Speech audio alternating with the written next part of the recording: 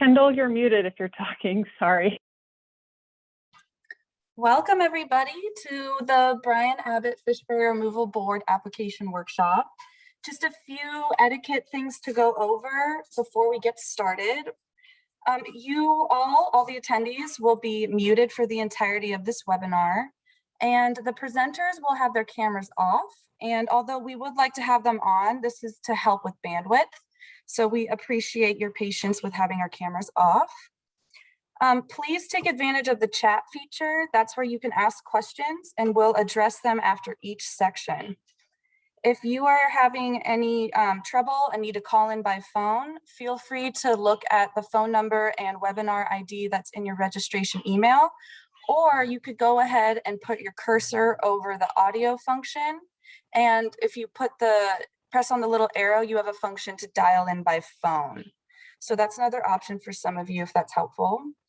And lastly, this webinar will be recorded and posted later to the website, which will be nice for others to refer to. And yeah, that's it.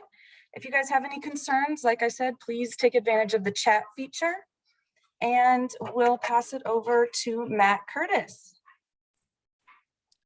Good afternoon, everybody. Hopefully I'm coming through loud and clear. Thank you, Kendall, for the introduction. And as she mentioned, my name is Matt Curtis. Welcome to the Brian Abbott Fish Barrier Removal Board Grant Application Workshop. I am the Fish Passage Scoping Section Manager here for the Habitat Program at the Washington Department of Fish and Wildlife. And I am also the Program Manager for the Brian Abbott Fish Barrier Removal Board.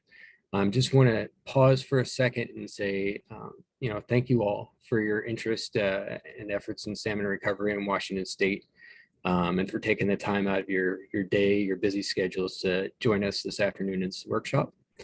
Also, if I might, just in case folks weren't already aware, this is the first time that we've done an applicant workshop for this program.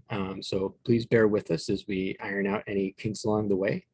And also, as most of you understand and know from living in this virtual world that we've been living here for the past year and a half plus, there are always technical difficulties. So a little grace and patience as we move through the things today would be all that I could ask for. But anyway, with all that in mind, let's go ahead and dive right in. Kendall, you can go ahead and move to the next slide. Okay, this is the basic rundown of what we're going to be covering today. You'll see those things listed on the left-hand side of the slide. We'll go into a brief history of the Fish Barrier Removal Board program, what to expect in this 2022, which is actually for the 23-25 biennium grant round. We'll dive into eligibility info, project info, the process of applying to the program, some expectations for working with us through the process, some other helpful information, and we will have a live demo of the PRISM system from RCO. Next slide.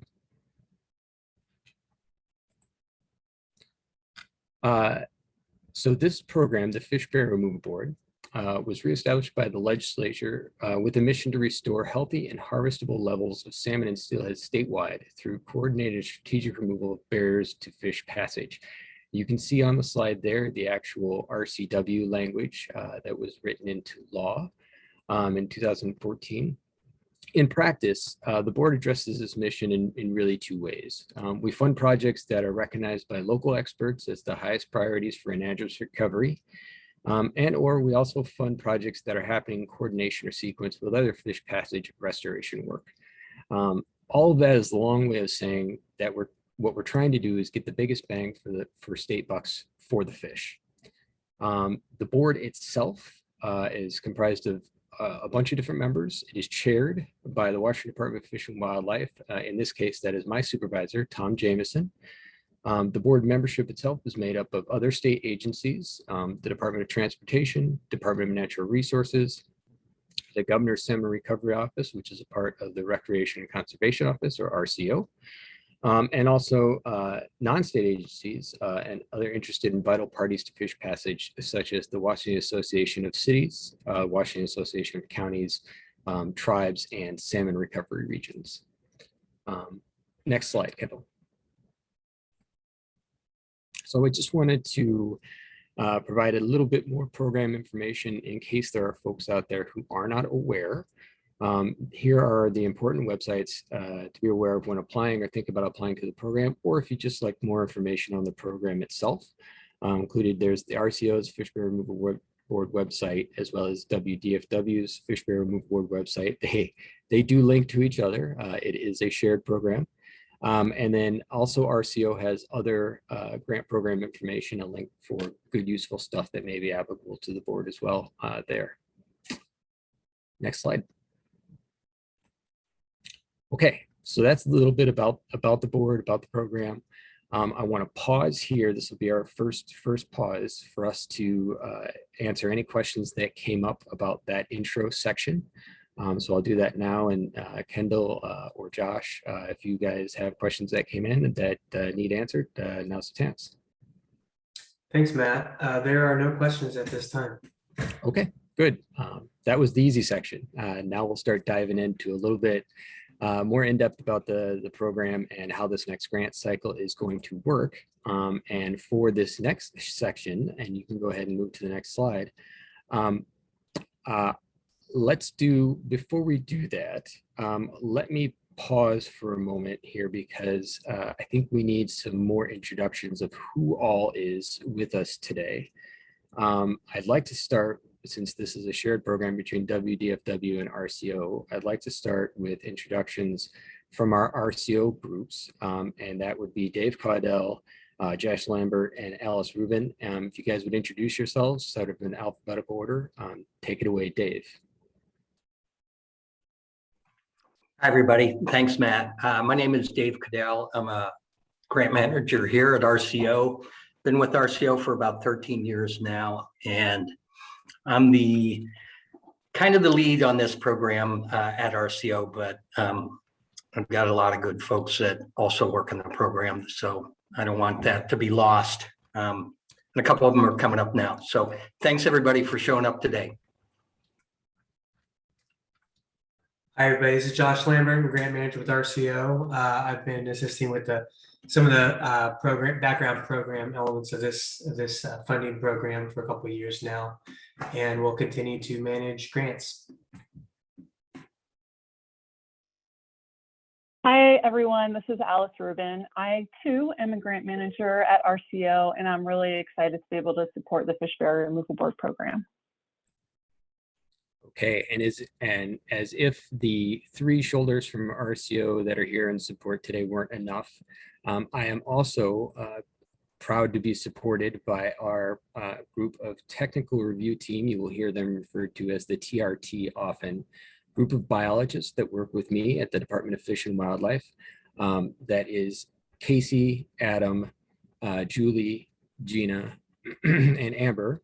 Would you guys go ahead and do quick introductions for yourself in alphabetical order? We'll start with Casey. Hey everybody, I'm Casey Costello, and I provide technical assistance and FBRB outreach to the Upper Columbia and Yakima Basin areas. Hi everyone, my name is Adam Fleming, and I am in charge of assessments and habitat assessments and organizing the tech crews who do a lot of that work. Hi, everyone. I welcome today. Thank you all for coming.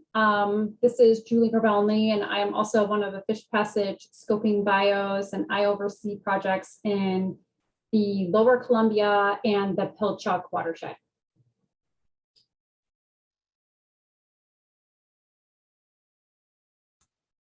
Hi, this is Amber Martens, and I am the newest scoping bio to the team. I'm going to be working with the Goldsboro watershed in the Puget Sound region. Hi, I'm Gina Piazza, Fish and Wildlife scoping biologist, and I am also working in the Puget Sound area, primarily in Pisht. Also, we should probably mention that Dave Collins is not here today, but he'll also be a biologist as part of our technical review team. Thank you all, and thank you, Gina, remembering to include Dave. He is off until November 1st, so he'll return to us on Monday, but wasn't be able to be here for this webinar. So without further ado, let's move into this next round's grant cycle calendar. And I believe Ms. Julie Gribalny was going to start off by presenting us with this information. Yeah, hi, great. Thanks, Matt. So the grant cycle. So the first date you can all see on there is today. So thank you all for coming. This is the applicant workshop. The next date that you all should be thinking about is November 1st. And this is the date that the application grant round opens up in PRISM. And unlike other biennia, this biennium, we are solely doing the application in PRISM. So that opens up November 1st to January 13th, when any new application needs to be submitted into PRISM. So January 13th is the final day for that. After January 13th, and between January 13th and May 2nd, RCO will be reviewing the applications for eligibility and for completeness. So you may get a call from RCO letting you know that something is up with your application, they have questions. But the great thing about that is that during this time, you do have time to edit. You have time to edit your application or add attachments, or you can edit your application between January 13th and May 2nd. On May 2nd, your application will close, and so you will no longer be able to make any edits. And that's because that is when the scoping bios, the TRT biologists, begin their review and scoring of all the applications. So, and that takes us until about August to complete. And we need to have this done by August so we can present a ranked list and scored list to the FBRB board at the August board meeting. At that August meeting, this is August of 2022, at that August meeting, the board will vote on the number of projects to send over to the legislature. Once that list is voted on, that list promptly gets sent over to the legislature. And then at that point, it's really out of our hands until the state capital budget is finalized. And as we all know, that could be sometime in the spring of 2023, or even perhaps June 30th of 2023. But the funding for projects that were deemed eligible should be available by July 1st, 2023. Next slide, please. So just kind of in reviewing some of the things that are new for this grant round, for the 23-25, I talked about one of them previously, and that's that the application process will solely be in PRISM. So we're not doing things like we've done previously with emailing attachments and sending over your application answers via email. None of that's happening this year. It's all going to be done through PRISM. Another thing that is different this year is the corrections analysis form or an alternatives analysis requirement. And so this requirement is to give the TRT an understanding about what the project plans are. So what are you planning on doing? This gives us time to look at the project and assess if some of these fish passage elements are being incorporated, and then essentially making sure the project has good roots. So once the TRT reviews and then approves this, then that project can move on to the preliminary planning phase or whatnot. The next big thing that has been changed for this grant round is these design only projects. timeline of those has been increased from 15 months to 24 months to give you some additional time to complete your project without having to provide match. And I went over that pretty quickly. And so I am going to refer to Matt if there are some additional details that he might want to point out and answer any questions.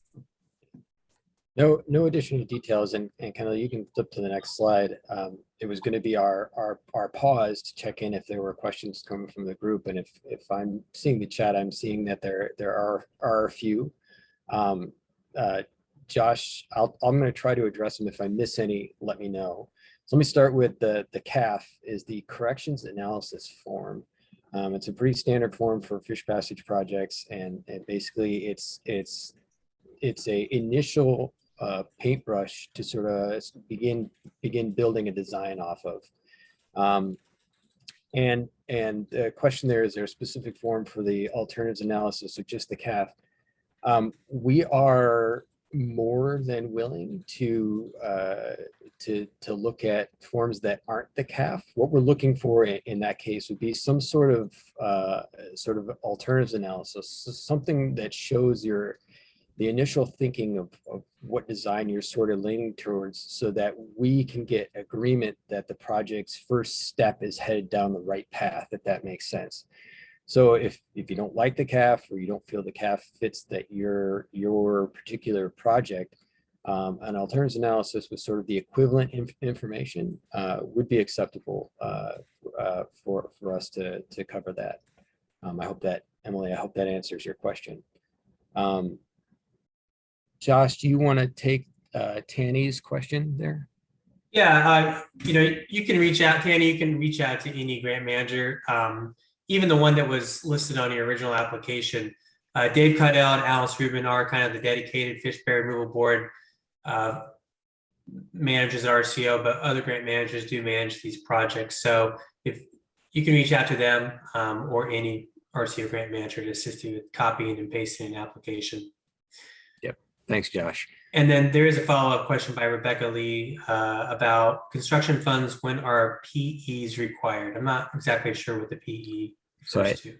I think what Rebecca's asking is when do we have are those sort of stamped plans, Rebecca? Is that kind of what you're asking about?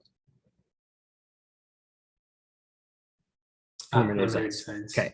Yep, we're gonna cover that in just a minute when we start talking about different project types, and so you'll see that come up. So we will get there very soon.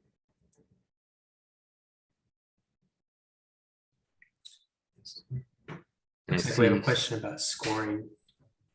Affected by a design project when the design was awarded for FBRB funding. I don't think there's any direct scoring, Stephanie, necessary where if you came in for designs and you were awarded funds in previous biennia and then the next biennia, does that approval then give you a bump? It sort of weighs in because we do score sort of how well the plans sort of fit the program, as well as their cost effectiveness and benefit to the fish and the habitat. And assuming that you've been working with us through the design, then we're already familiar with their plans. We already have sort of an agreement on how they benefit the fish and fish passage, and so that's the lift that project would then get in the next scoring round.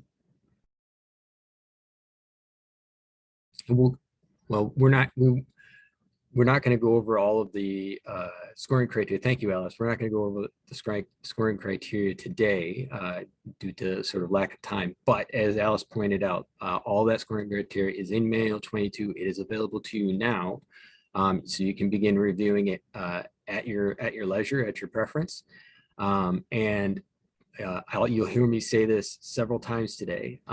But myself and the technical review team bios, and I'll even offer up RCO, even though they're not in my supervisory chain, are available to you at any time for asking or answering questions, or to sort of help guide your thinking as you apply to the program. Okay, did I miss anything?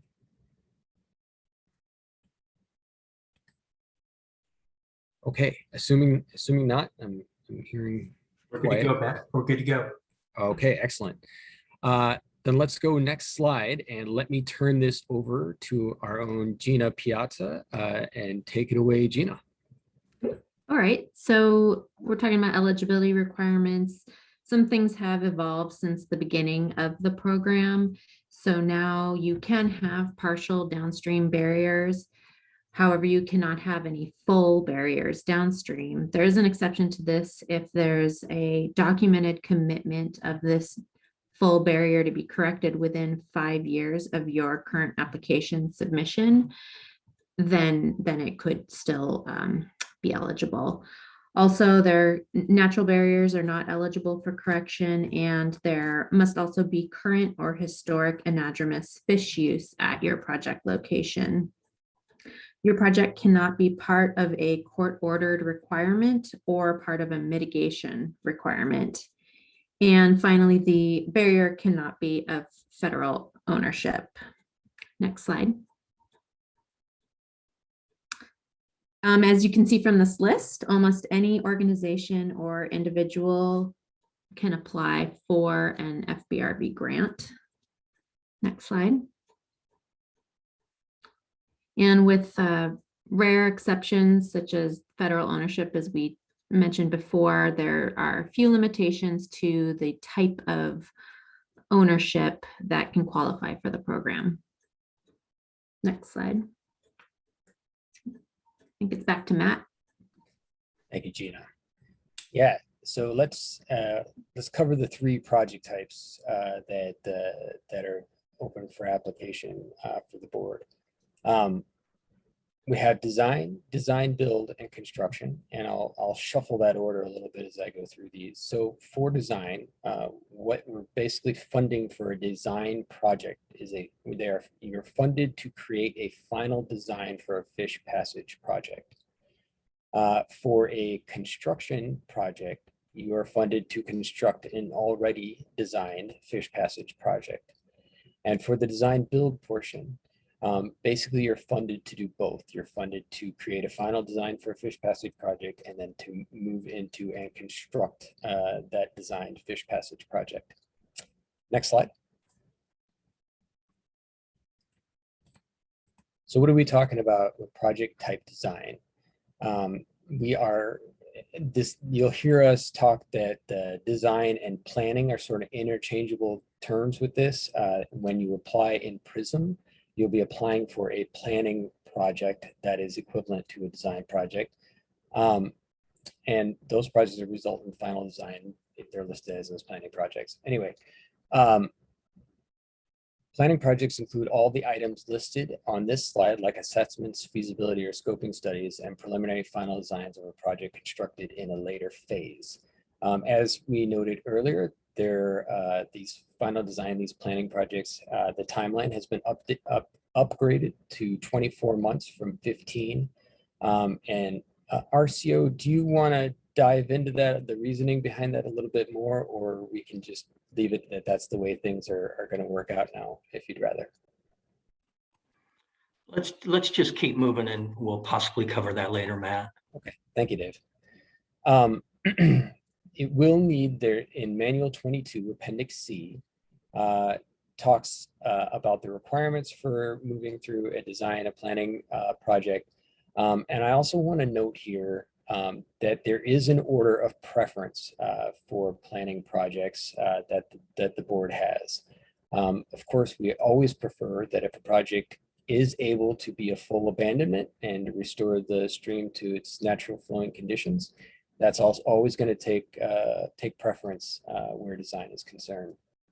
The second option, the second preferred option, is a full span bridge. Basically meaning that the actual structure itself has no direct interaction with the stream channel and its function. And then the final criteria is stream simulation or better, meaning that the structure may interact with the stream, but not in a way that inhibits or precludes sort of natural stream function or fish movement upstream or downstream from the structure. Okay, next slide. There are 3 basic checks that any planning / design project has with the technical review team and RCO. This is the CAF or alternatives analysis, is sort of that first hurdle to cross over. The second is preliminary design check-in as you move through the biennium. And then that final check-in is the final design check-in. That said, the technical review team is available at any time to discuss project progress. And you shouldn't see this as a, it's only required to have 3 check-ins. That's sort of the minimum standard. And it's important to note that sponsors are not able to move on to the next planning phase. So going from, say, the CAF or alternatives analysis to preliminary design until these designs have been approved by the technical review team. So again, what you'll hear me harping on regularly today is, be in touch with one of us here at the technical review team to update on plans and progress. I can't stress how important that is. RCO, do you want to talk at all about the Manual 22 and Appendix C and some of the other things in there related to design deliverables? I would say right now, Matt, for the sake of time, no. And 2, that's something that's probably a little more important during the active grant process, but we'll touch on it a little bit. Okay. Thanks, so. Yeah, great. So let's go ahead then and move to the next slide. Okay, so for these design projects, some require match, some do not. In this case, for a project to not have a required match component, it must result in a final design. The project cost cannot exceed $200,000, and your required completion is then within 24 months. Sometimes designs are complex and they're going to require higher cost than that, in which case they still have to result in a final design, but there's no funding ceiling for that, except as the sponsor can handle the 15% match requirement. And the time frame's a little looser, completed in 2+ years. I want to emphasize here that if your project does not meet all the required criteria for no match, then it must provide that 15% match. We'll get into a little bit more discussion on match a little bit later during RCO's portion of the presentation. Next slide. All right. Second project type, construction. In PRISM, when you fill this out, the project type will be restoration. So we'll use those terms, construction, restoration, sort of interchangeably. These grant requests can be, if they're greater than 500,000, this is where, whoever asked the question before, this is where we have a preliminary design requirement at the application phase. Final designs can be in the project scope, and again, this requires TRT review. We'll touch on the exact schedule and check-ins required for construction projects momentarily.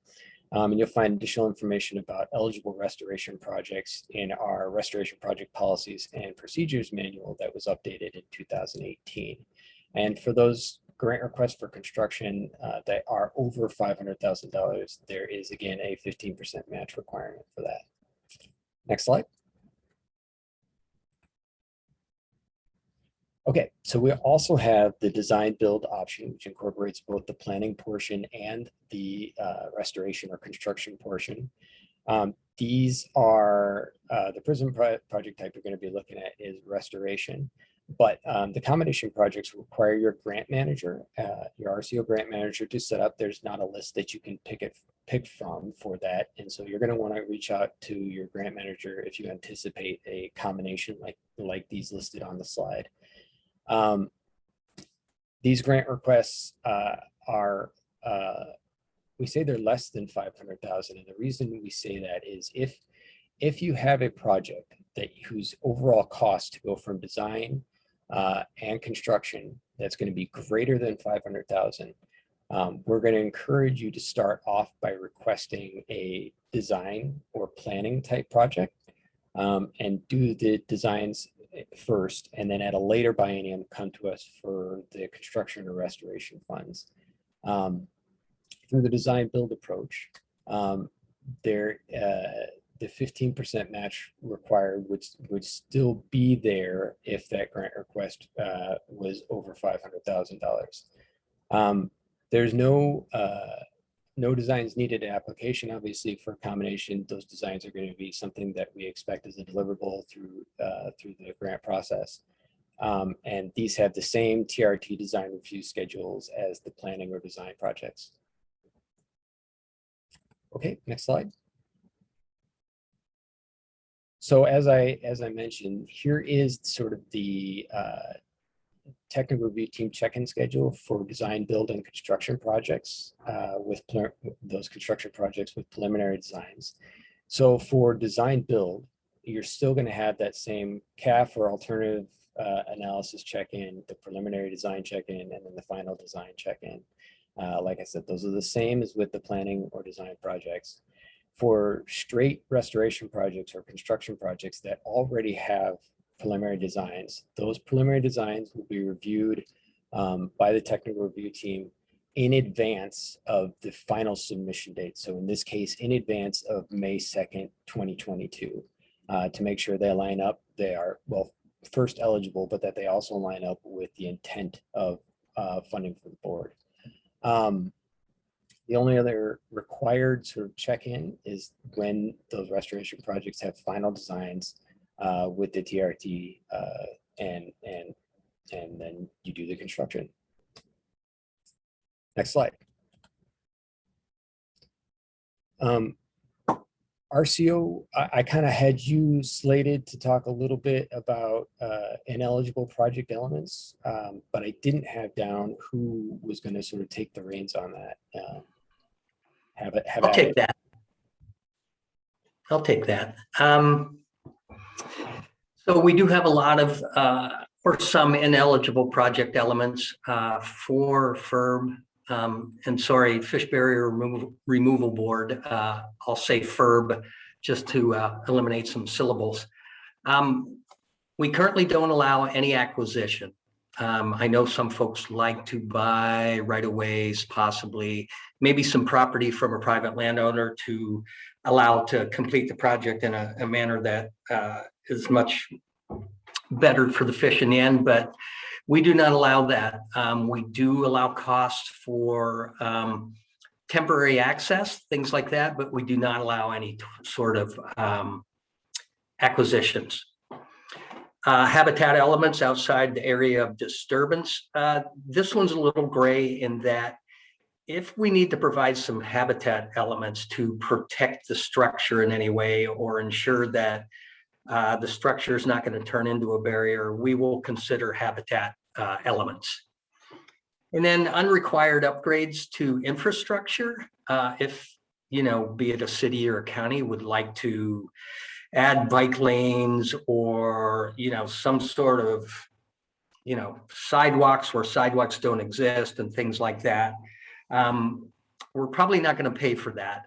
If something like that is required, then we will step up and handle the costs for that. Next slide. I think this is actually, Matt, where I jump in. Okay, well, before you do that, so let's pause here Yeah. and go through some questions that were asked. Josh, I think I see, well, there's a bunch in there. Starts with Emily Doreen. All right, let me start with Emily's question. So what scale is the total barrier requirement on the given stream system? So I think what's being asked there is, if there's a total barrier, does it have to be on the stream system that's working on or anywhere downstream?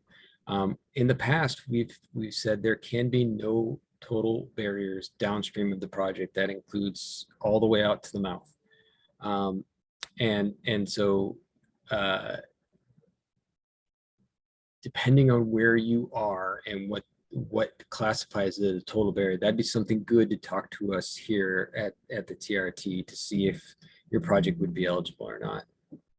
And Brett, let me skip down to Scott's question real quick. If there is a 0% downstream and is being addressed, can funding be applied to correct an upstream barrier?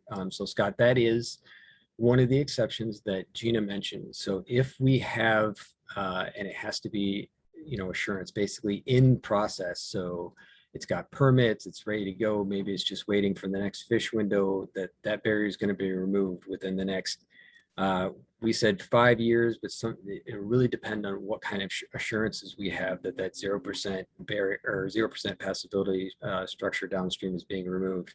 Then yes, we can fund a project in that circumstance.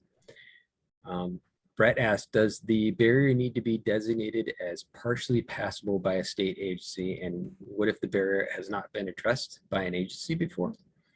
So yes, if you have a downstream barrier and it has been assessed by our inventory and assessment crews here at DFW or another crew, and has been deemed partially passable, then your project, even with that downstream, is still eligible.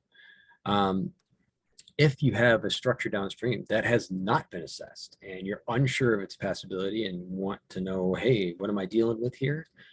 Please give us a holler. We have crews that are scheduled to help out with that very task during at any time. And so if that's a concern or a thought that you have, by all means, let us know and we'll get somebody out there to put eyes on that thing and get it assessed. Let's see, I'll move down to Zach. Is project related riparian revegetation an eligible expense? Zach, in some cases, I want to say yes, but I want to give RCO because when it comes to how we can spend the funds, they're the better experts. All right, Matt, I'll jump in again. Yes, so any disturbed area as a result of the project, absolutely, we will pay for that. This question hasn't come up a lot, but if there's extra planting that's needed for purposes of, protecting banks or other things where we think, as a result of the project, things could fail, we will pay for that as well. I think it's a little bit about what you bring to us and how we look at that and how it's integrates with the project that will determine whether we pay for that or not. But anything that was disturbed, absolutely. Okay. Thank you, Dave. And I think the next two questions, if you can see them from Roger and Brian. I can get those, Matt. Yep. Yeah, so acquisition can be a part of your project. In a lot of cases, it will be. It cannot be billed against a grant. It cannot be used as match. So essentially it has to be an unreported cost. Okay. And I think maybe Brenda might be kind of getting at some of the same thing if you want to take a look at that one too.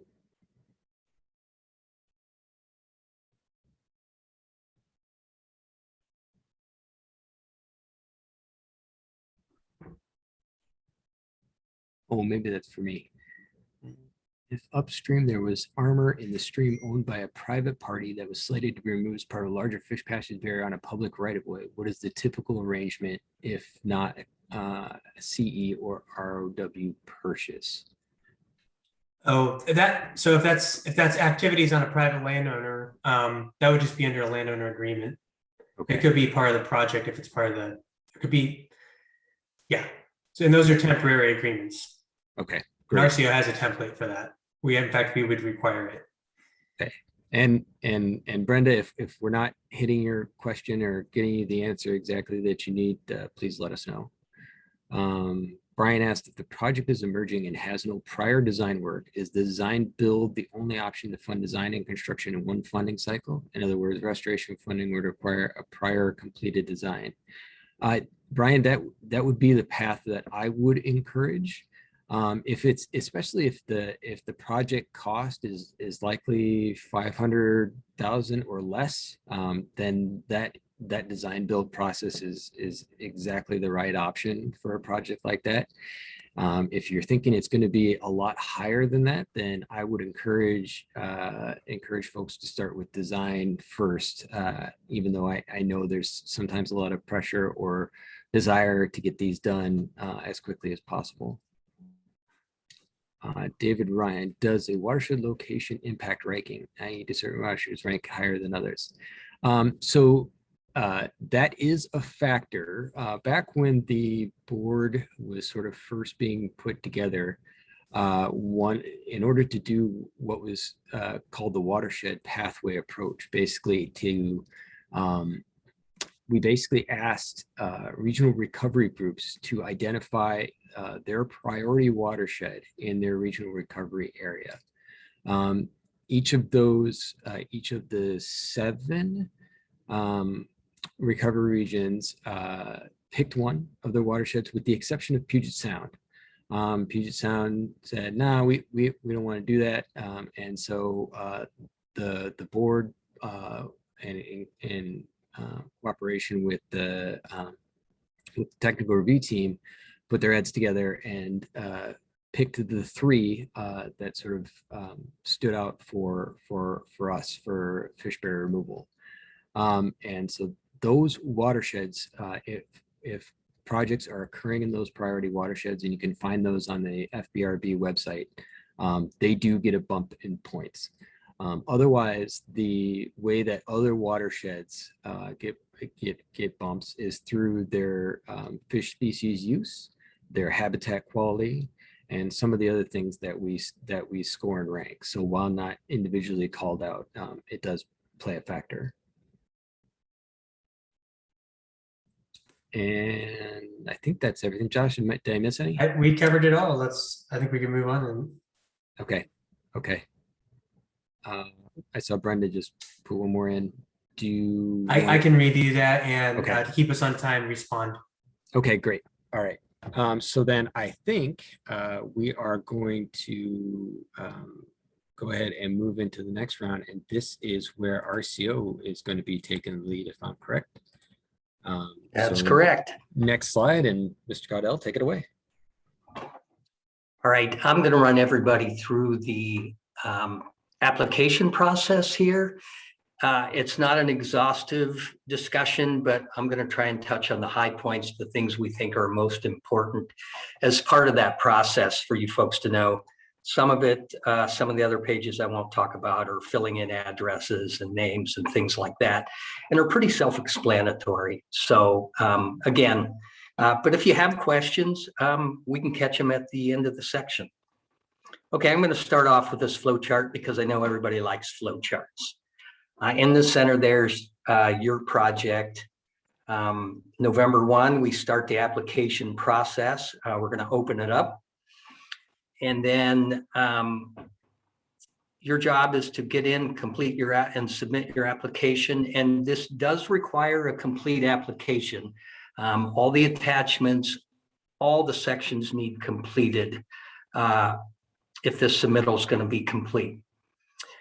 And then once that happens, that's June 13th, PRISM will close and you will not be able to edit your application at that point. Not until it's returned by an RCO grant manager. And Julie spoke about that a little bit earlier. This will be the section where you are allowed to revise your application based on feedback to from RCO and DFW. And then Matt was speaking about this earlier a little bit. DFW is going to go out and ground truth some of the things that come in. Depending on who has completed the barrier assessments and habitat assessments. And then once that's done, that's part of what type of feedback they will provide. Did I say June 13th? It's January 13th. Sorry. And then we will go through that process of refining the applications. And then come May 2nd, those applications are done. DFW will review and score those applications and provide a ranked list that we'll then present to the legislature. Next. All right, so there's a lot of places to get your information for your application and for the entire process. One of the first I'd recommend is the Fish Barrier Removal Board webpage on the RCO website. As you can see, all these are snippets from the whole page. But on the lower center, you can see the grant application schedule.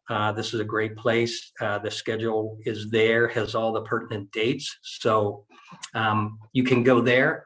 Also on the right, under the little red ellipse, is a button that you can hit to see the grant manual.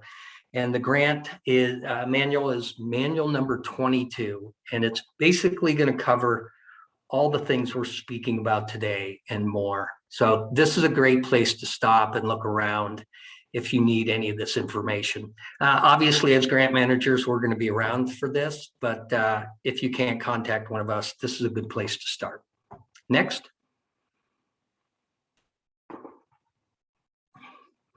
All right, so starting your application, here we go. You need Prism Online, and if you already have it, you're good to go. If you do not, you're going to have to get on the RCO website and go to the Prism page and get yourself a username and a password. This doesn't take long, but I would say get on it if you haven't got one, and that'll allow you to access Prism and get your application submitted. For those of you who have it, you have to sign in with your password and username.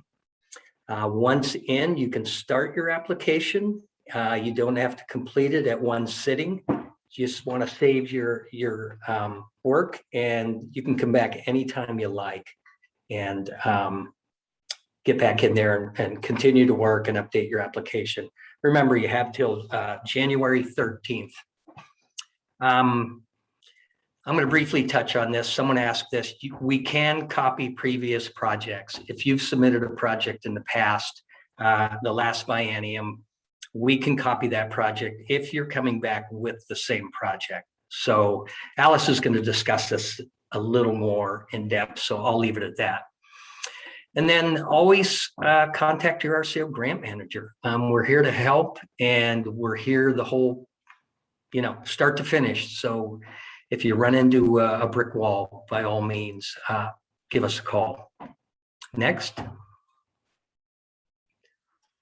Okay. Once you get into the application itself. This is kind of what it's going to look like. On the left side of your screen, you'll see Application Wizard. Each one of those lines, indented lines, are a page that you will need to provide information. Now, when you start the application, you've already completed the parties and the contacts, as well as the program and project type, which I'm showing here. Again, funding program, fish barrier removal board projects, and then you'll have restoration or planning. There are a couple old types there that we weren't able to remove that talk about watershed pathway and coordinated pathway. Ignore those. And then name your project. Next. Okay, so what comes up next is the work sites and properties. You'll need at least one for each. So you'll need one work site and one property at a minimum. Now, you can have multiple of each. For instance, if you are applying for funding for 2 separate culverts, maybe on the same stream or maybe not, but you want to do it as one project, you may need more than one work site. I think at that point, you'll want to talk with us at RCO and discuss that, and we can talk about why or why not they might be one work site or not. And then you're going to want one property, and that's essentially, one landowner.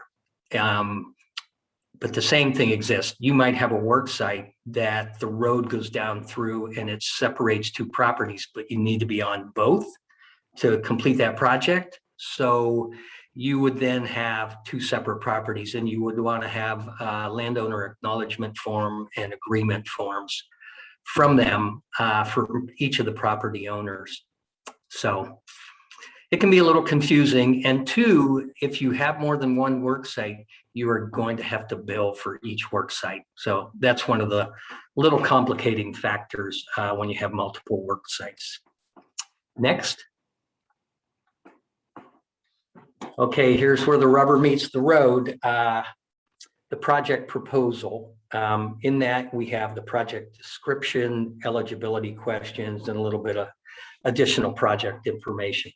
So the project description is, and I'm going to jump in back and forth here, but if you see here, it's under project proposal, and you can see the box there. You're going to put your description in there. And this is just basically telling you, or telling us what you're going to do out there, but we want it to be very specific. And Kendall, can we move forward one slide? So here's what we're asking for. This is an example that we've written up for a fish passage project. On the left are the things we need to know: who, what, where, and why. So who's managing the project, who's all involved, what we will do, and it could be a design project, restoration, and design. Here is final designs will be completed, barrier culvert replaced, et cetera, et cetera. It happens on the Middle Fork of Johnson Creek in Kitsap County. Replacement will open up 1.2 miles. You want to include any of the fish that it's going to benefit. And you're going to want to tell us why, what the benefit is and why this needs to be done. Be explicit, include everything you can. You just want to make sure that you get everything you need on this page too. At some point, you are going to, when you get into metrics, actually quantify this. And you want your metrics to match up with this. So if you put 1.2 miles of habitat here, you have to make it the same in your restoration metrics. And we'll go through that in a little bit as well.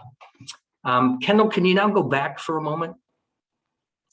Okay, the other things are eligibility questions. And one thing I might say here is before you do anything else in PRISM, you might want to go to these eligibility questions. There are 4 questions here, and you want to answer them all. And if any one of those, well, there's 3 of them that are no, one's a yes, depending on how you look at it.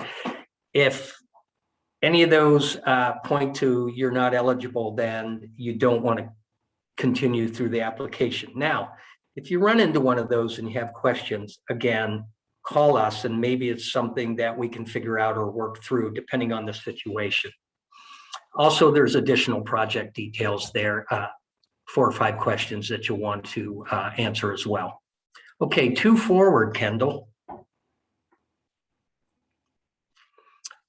All right, now we move on to the evaluation criteria, and these are the questions we're asking and you'll be scored on. So this is really the important area where you really want to put your time and effort into. As you can see here, again, another clip from PRISM. We'll have 9 questions, and each one of those will need answered. You have character limits here, so you'll see the box, and over to the right, there's 2,500 characters. Each one, you'll have to look and see what each one is. So there's 2 things going on here. You need to be as accurate and succinct as possible. At the same time, you got to do it within X number of characters. If you're typing in the box and you see nothing is showing up anymore, it's stopped, you've gone too far with your characters. You're going to have to back up, edit, and cut it down a little bit so that you can get everything you want in there. On the right inside that little circle is an information box. It's got a description of what we're looking for, and it's also informs you the number of potential points you can get in answering that question. Okay, next slide. Another snip. This is just with, and this showed up on the last page. You can hit expand all or collapse. If you hit expand all 9 questions are going to open up completely, and they're going to show the boxes where you fill things in. Or you can do each one individually. It has no effect on anything other than how you're seeing it. So that's all. Next slide. Okay, so once you get into the application and you have a planning project or design, they're one and the same here, and it's always final design. I know we've said that before, but always keep that in mind. The metrics here are really simple. You click on the box design for fish passage. That arrow will point down and it'll open up the metrics below that you need to fill in. Basically, you want the total cost and the miles of access made accessible if the project were completed. And then name of a plan. If your project is part of any strategic plan, you want to put it in here. And then again, this is only snippet. There's two other things here you want to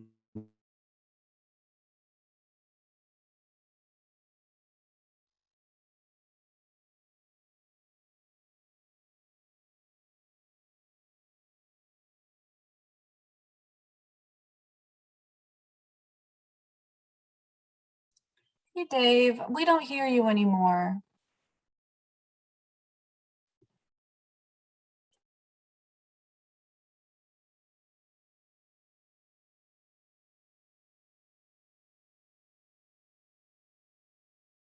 Let's just give Dave a few minutes. He may have to reconnect. Thanks all for your patience.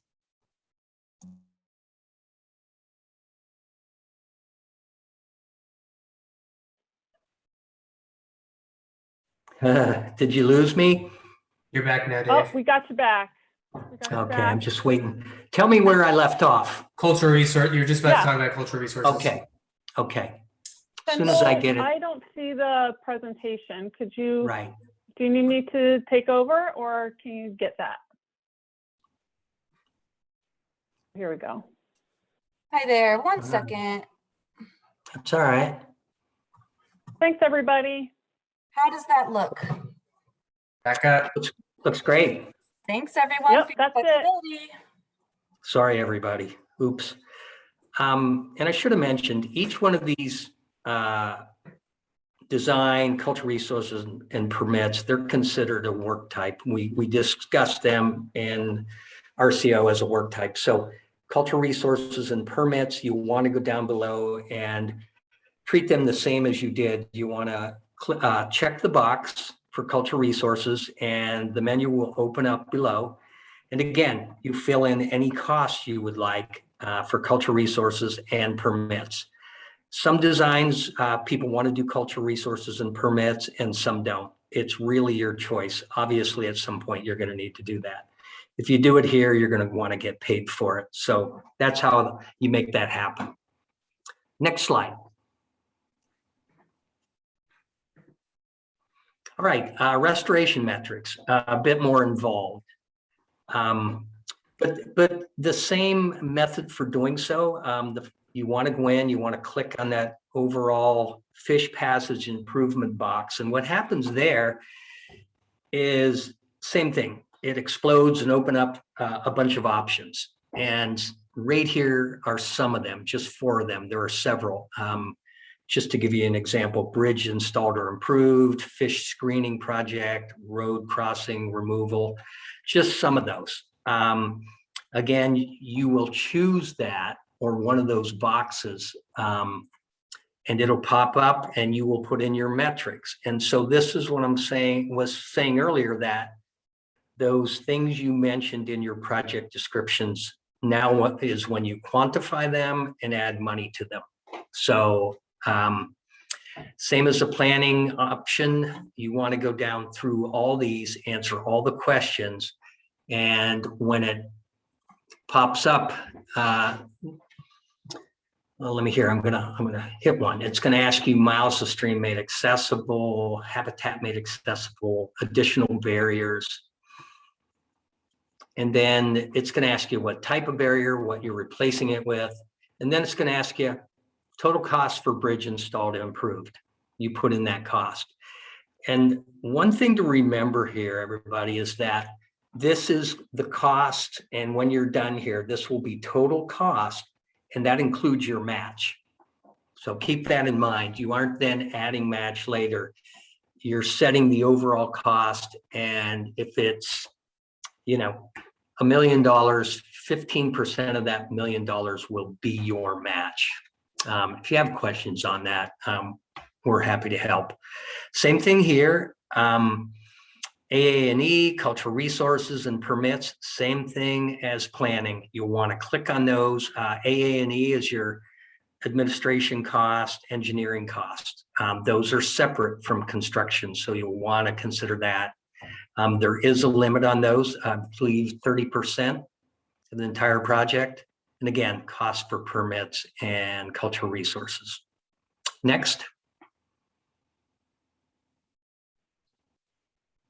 I know I'm moving fast here, folks, but I just want to keep us moving. So here's what I just spoke of. This is, again, another screen image of what I was just discussing. So I went down below, I clicked on the correction type, which in this case is bridge installed or improved. I put in the miles made accessible. We're going to install one bridge, and it's going to cost $145,000. Below that, just as an example, you can see some of the other options. Fish ladder installed, fish passage blockages removed. If you weren't doing the bridge installed, you might be doing one of these others. So just an idea of what's available. Okay, next.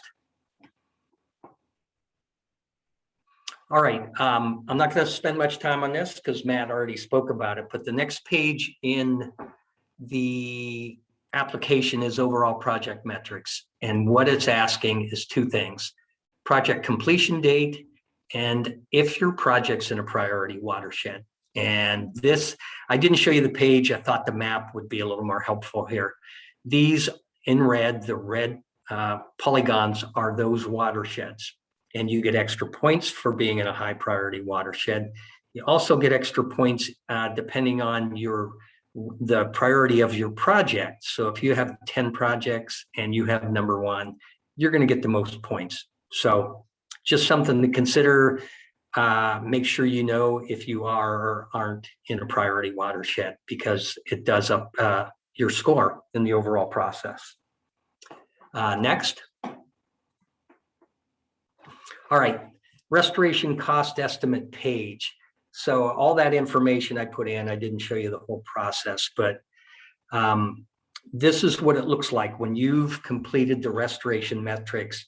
It's going to outline all the categories. So here I've got cultural resources, fish passage improvement, permits, AA&E, and the cost for each one of those. And at the bottom, it is going to give you your total estimated restoration cost. So it's kind of cool. You get done, you can compare this with your cost estimate. If one or the other is off, you've got to decide which or both you need to choose to make it work right. But this is kind of a neat page. It really helps out. It puts it all together so it's much more easily understood and just available for view. The cost summary page does the same thing. It's just a little different, and that's where you have to enter the amount you're requesting from RCL. But I'm not going to look at that. We're going to move on. Next, please. Okay. This is the next place you need to fill out information on the left side of your screen in your application. Cultural resources. So every project that's funded by RCO requires cultural resources review. And this can be a number of things, but that's going to depend on a lot of different elements. But let's start with what you need to do. You're going to open up this page. You're going to see this map, cultural resources. And on the left, in the little ellipse, is full screen map. This is how you get it started. You click on that, then you follow the long arrow to the right, and it opens up an options panel there. And in this case, you want to choose the big pencil. Again, follow that down. It opens the edit map box. There's some instructions there. There's also an actual tutorial that Alice put together that's great if you need a little more help. And then below that, you have two options. You can draw and this is setting up the area of potential effect. And that's the area that there could be ground disturbing activities as a result of your project.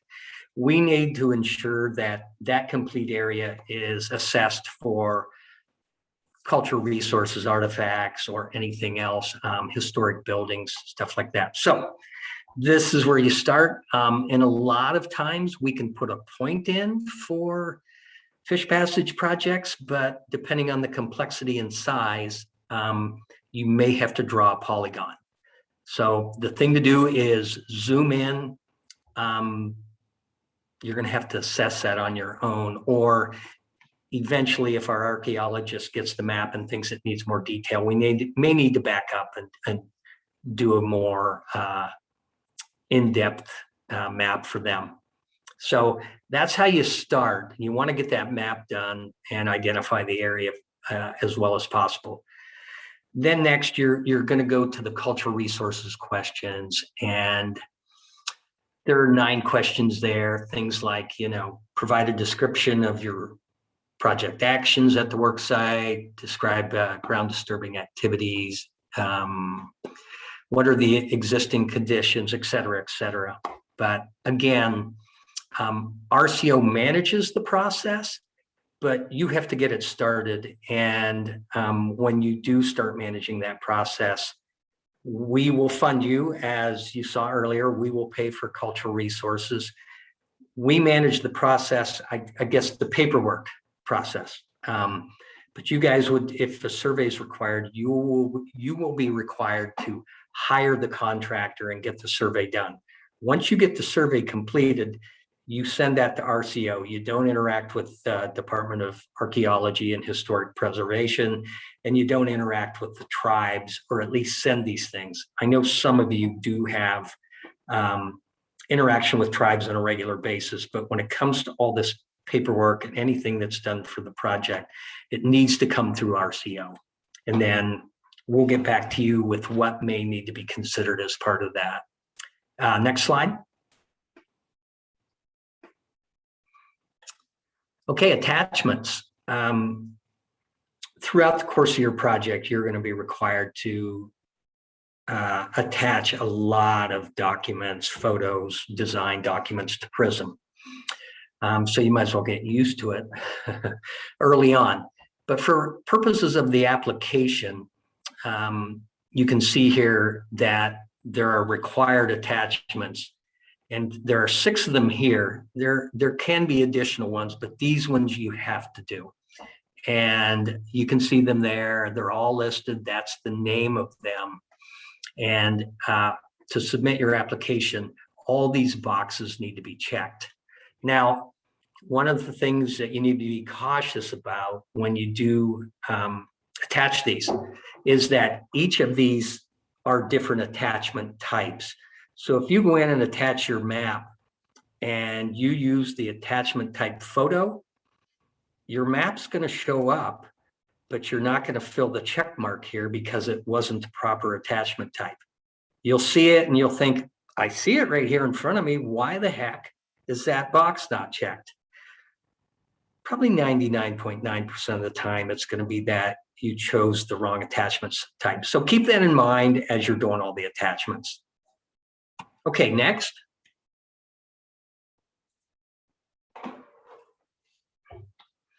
All right, I'm going to go through the attachments here. The first one is a landowner acknowledgement form. And this is a form that if you are not a county or city and this isn't your land, or is your land, let me start that over.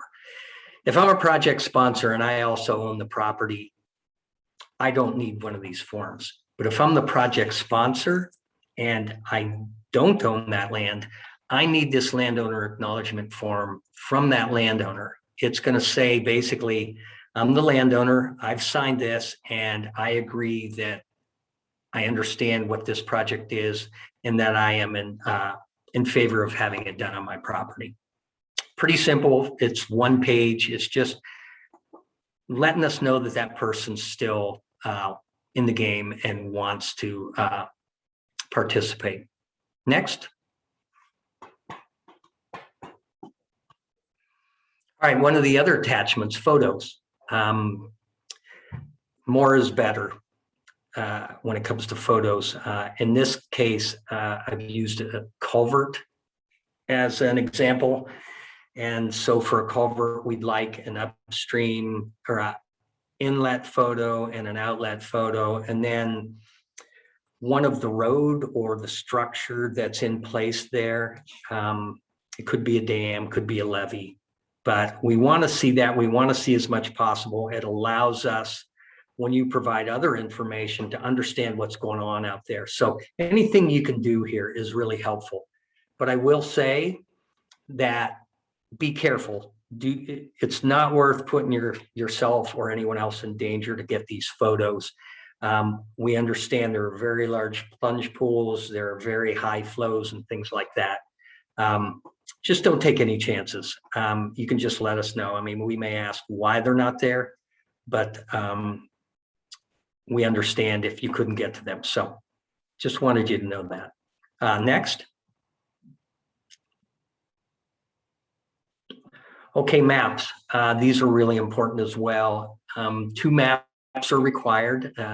You may find others that are helpful, and if you think they are helpful, please attach them. It never hurts. So, but we do require 2 maps, the vicinity map, and this is the map that gives us an idea of where this project is on the earth.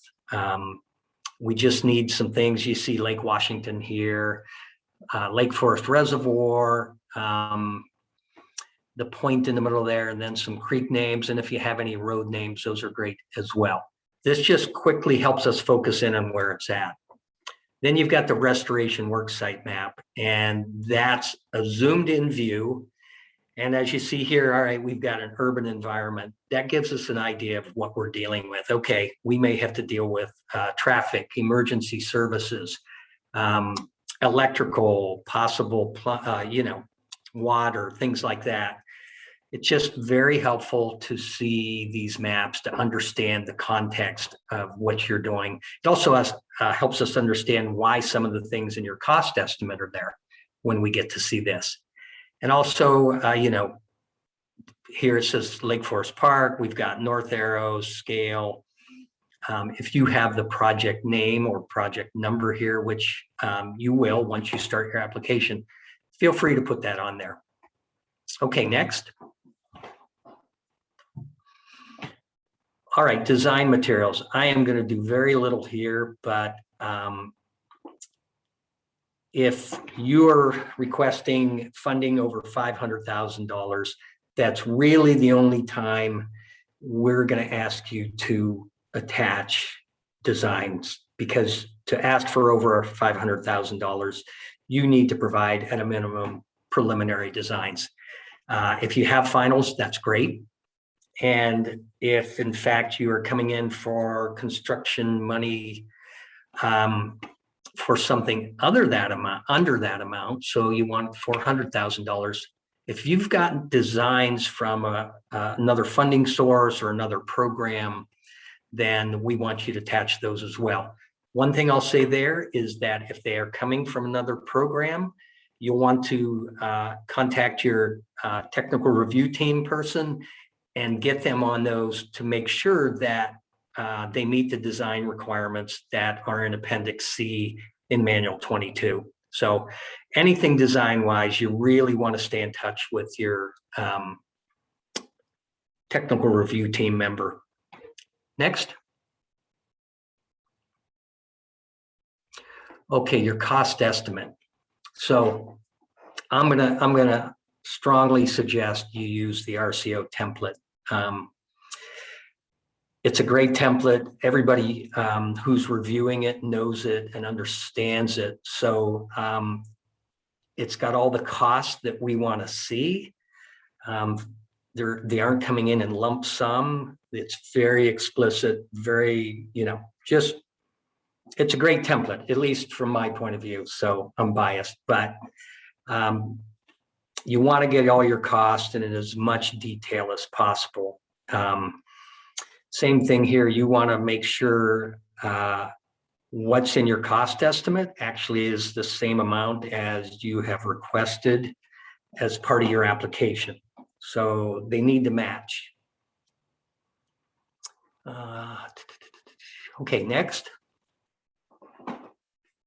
And here's another shot of the template. And So as an example, you've got $1 million project, and for some reason, maybe you're bringing another grant that is worth 500,000, and you're asking for 500,000 from the Fish Barrier Removal Board. So we recommend, and you are required to provide 15% minimum match. We recommend you don't use the 50% as match. You use the 15% of that. And then in the big red circle there, you put the additional money that isn't being used as match in that column. So you've got the 15% match in the left-hand green column. And in the next column over, you put the remainder of that 500,000 there. So we understand how much you're actually using in total, but you're not using it as part of match. I hope that makes sense. So, yeah, I'm not going to say much more there. We can always explain more later if I didn't do that well enough. So with that, let's go on to the next slide, Kendall. Okay, our favorite attachment, the authorization resolution form. Again, another one of the required attachments. This form simply is to provide a resolution by your governing body indicating who has authority to sign project agreements and amendments. And I believe it's on line 2 in the form that you designate either the person's name or possibly even better, the position. So for instance, the Public Works Director is the person who's going to sign. You can put their name in here, but you can also put just the position. And that way, if the name of the person changes, you won't have to provide us with a new form. You can also put multiple people in that section as well. The important thing here is that the person who signs at the bottom of the form is not the same person who's on line 2. At least I get probably at least half of my forms, if not more, where that's the case. Somebody is giving them self-authority to sign the applications, and we can't do that. So keep that in mind.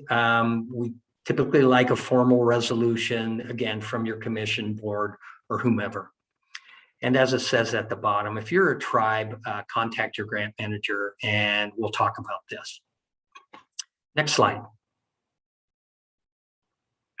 Okay, we're at the end of the attachments. So Appendix J has all these attachments. It's your application checklist. And if you're in PRISM, you see those highlighted options. Those are your forms. So you can get the forms right there online if you like.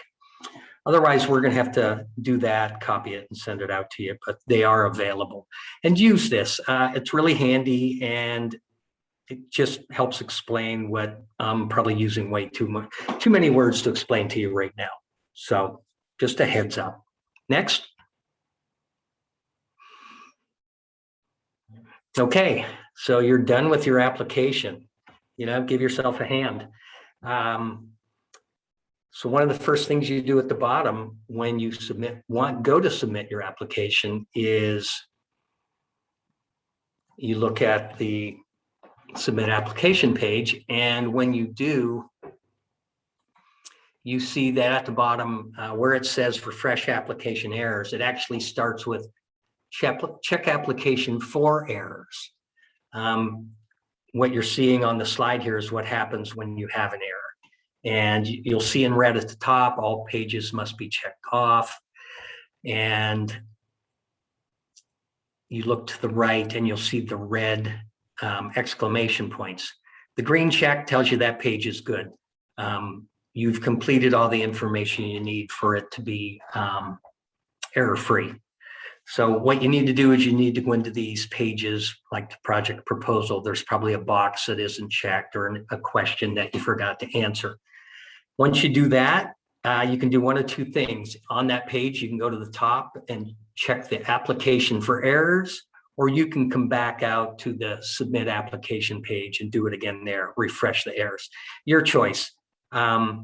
You want to do that for each of these pages so that when you get back here eventually, when you refresh, that red line at the top goes away and the certify and submit buttons are no longer gray and you can submit those. So pretty simple. Yeah, you just want to see green check marks. The one at the bottom, submit application, don't worry about that because it's not going to turn green until you actually submit it. Not sure why we put that there, but nevertheless. Okay, next. All right, somebody at WDFW, it's yours. This will be Adam Fleming taking over for us now. Hey everybody, this is Adam Fleming, fish passage biologist, and I'll be in charge of organizing and conducting some of the assessments and a lot of the field work that we do out there as part of the application process. First thing we do is basically barrier assessments, and this includes looking at barriers that have no assessments yet. If the previous assessments are older than 5 years, we're going to reassess those barriers. If the protocols are not WDFW approved protocols, we have to reassess those. We also take a pretty good look at the assessments, and if they're incomplete or if there's questionable data, we'll end up assessing those as well. So our first step is to assess or make sure there's a good assessment for the candidate barrier, because of course the culvert needs to be a barrier to be eligible for funding. After that, we do what's called a downstream check. And so we'll look through our mapping programs and at field work, we'll look downstream of the candidate barrier and we'll reassess as needed and look for any potential barriers that have not been assessed. And what we're looking for there is the 0% passable barriers. And if we find a 0% passable barrier, then as you know, it would be ineligible for funding. After that, we do upstream checks and we look upstream as far as the first total barrier or the third partial barrier on the main stem and all tributaries upstream of the candidate site. So basically we're going through the same thing, mapping exercises, looking for old assessments. We'll update those assessments, looking for unassessed barriers.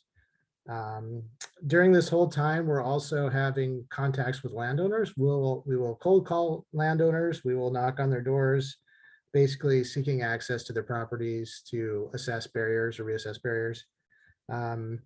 During this time, we'll likely have conversations with them about what FBRB is and what our FPDSI protocols are.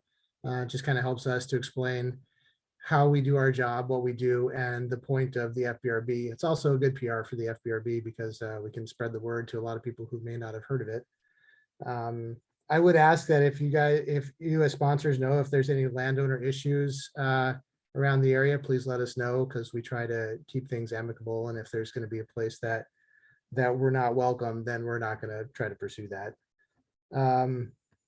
On top of that, once that's complete, we'll end up doing habitat assessments, and we call it our qualitative habitat assessment, QHA. And if you could skip to the next slide, please.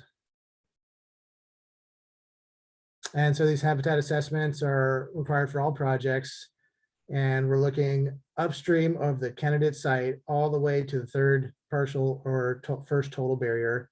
And again, that's on the main stem as well as all the tributaries.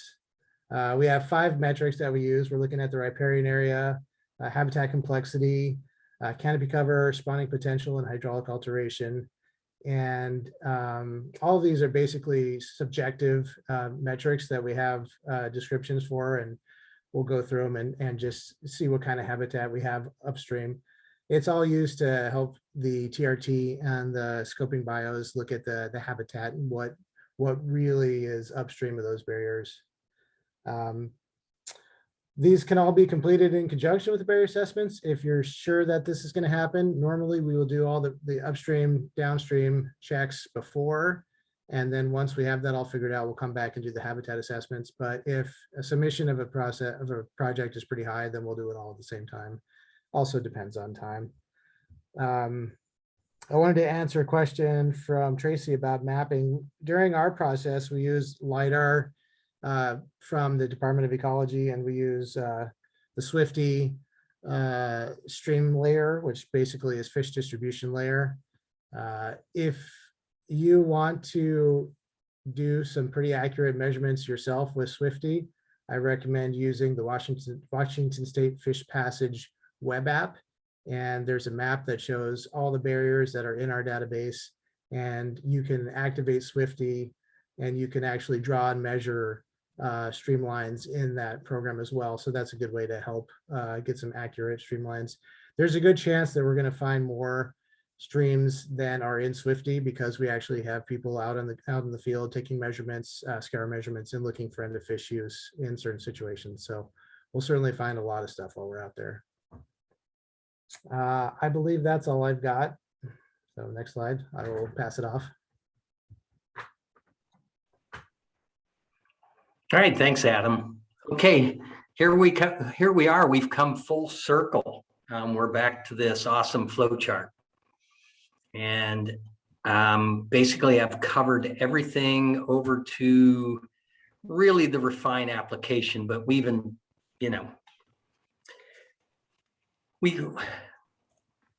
so let me reiterate, I guess, here that you want to have your application in by January 13th.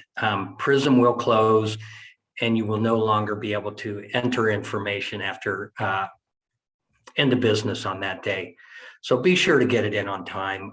There's nothing much we can do to help you after that, unless you've had a really significant technological issue, which isn't wholly uncommon these days. At that point, we will look at the applications, grant managers and DFW, and we will make comments. You'll see them at the bottom of the application wizard. There's grant manager comments. We will fill those in and send those to you when we return your application. Once we do that, you are able to get back into the application and make those changes. One thing we would ask of you is that if you've identified anything in the application that needs change, please let us know what it is, in case it might have some effect on another part of the application. Like, if you're going to change the cost someplace, we want to make sure you change the cost estimate as well, things like that.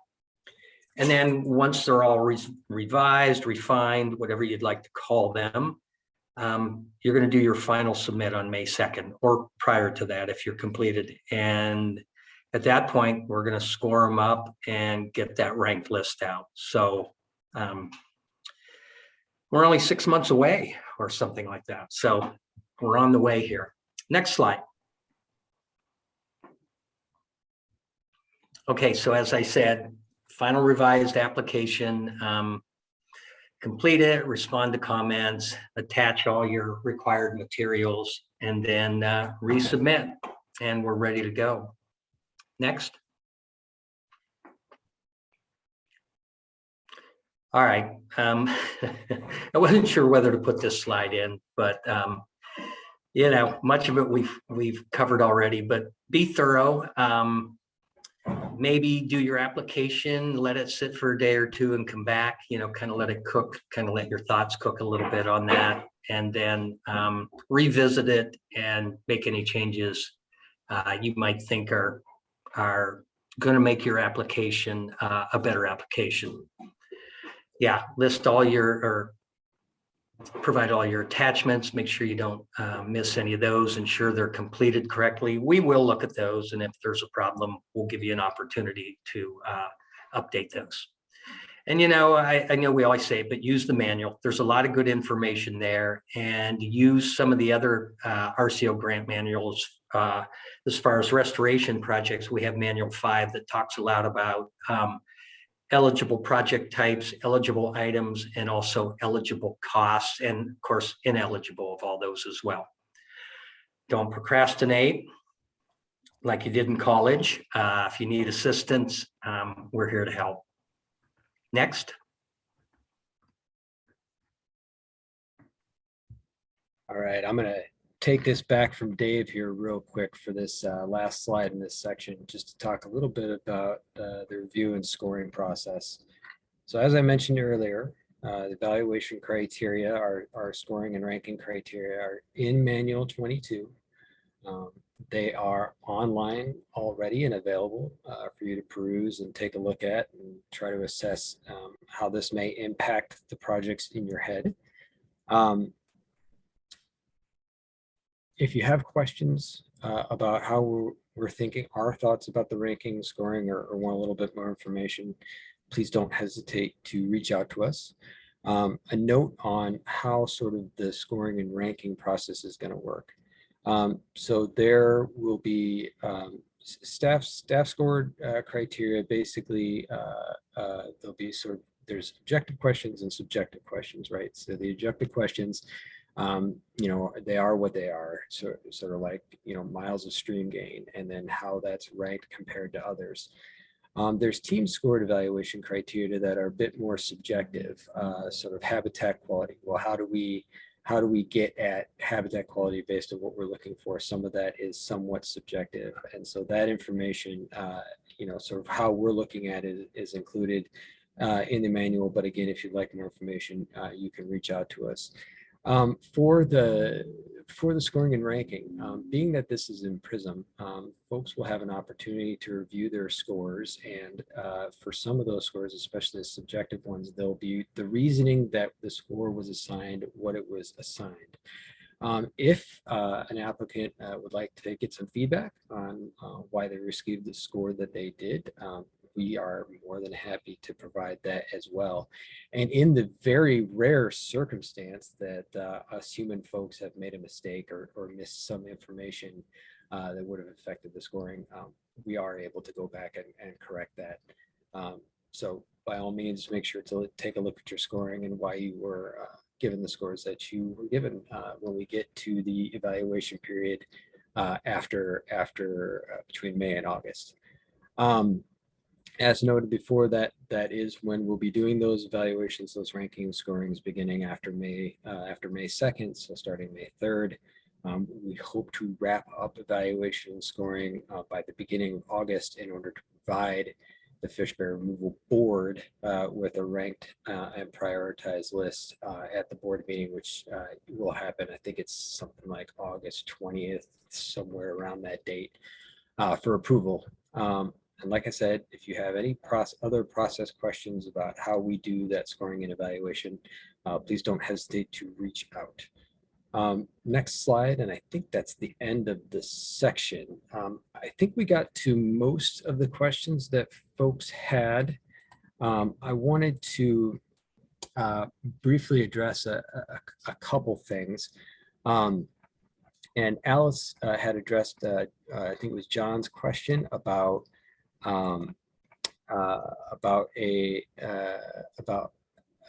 what happens if the landowner doesn't support the project. And she explained it very well. It's a voluntary process, and we can't move forward on a project without landowner agreement.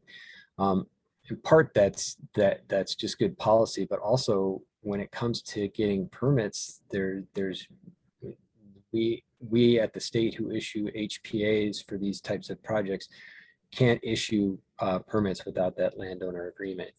I wanted to note that there is some rulemaking currently occurring here with the state, and that effort is because, technically by law, it is illegal to own a fish passage barrier on your property, knowingly own a fish passage barrier on your property. When that typically in the past, we would only get at those projects when they would fail and need replaced. What this rulemaking effort with the state is hopefully trying to accomplish is to encourage landowners who have barriers on their property to reach out and get technical assistance and potentially financial assistance through programs like the Fish Bear Removal Board to get those corrected. So it's something we're working on in the process of rulemaking. I think it's scheduled to be done next year. And so at that point, we'll have a more defined process for how we're encouraging those with fish passage barriers to come into compliance. And also, Amy Hatch-Monica, you asked a question about lead entities and not always knowing, if sponsors have applied. I would encourage you to stay in close contact with your technical review team biologist. After January 13th, when the application period closes, we'll have a list of all the applications that we received. We'll be able to break those out by RIA. And if you wanted to take a look and see which projects came in the RIA you're responsible for, we could definitely go through that. And that would give that sort of opportunity to collaborate a little bit and see, if there was anything in there that you weren't previously aware of. And Nathan, to your question, I don't have the RCW right in front of me now, and I should have it memorized. I know my supervisor, Tom Jameson, is on the call, and he's probably shouting in his phone right now, "Hey, Matt, you should know this by heart." But I will get that information to you momentarily. But until then, we can go ahead and press on. Next slide. All right, I guess it's me again. You guys are going to be sick of me real soon. Maybe you already are. Okay, we've pretty much covered this, but we just want to reiterate. During the active project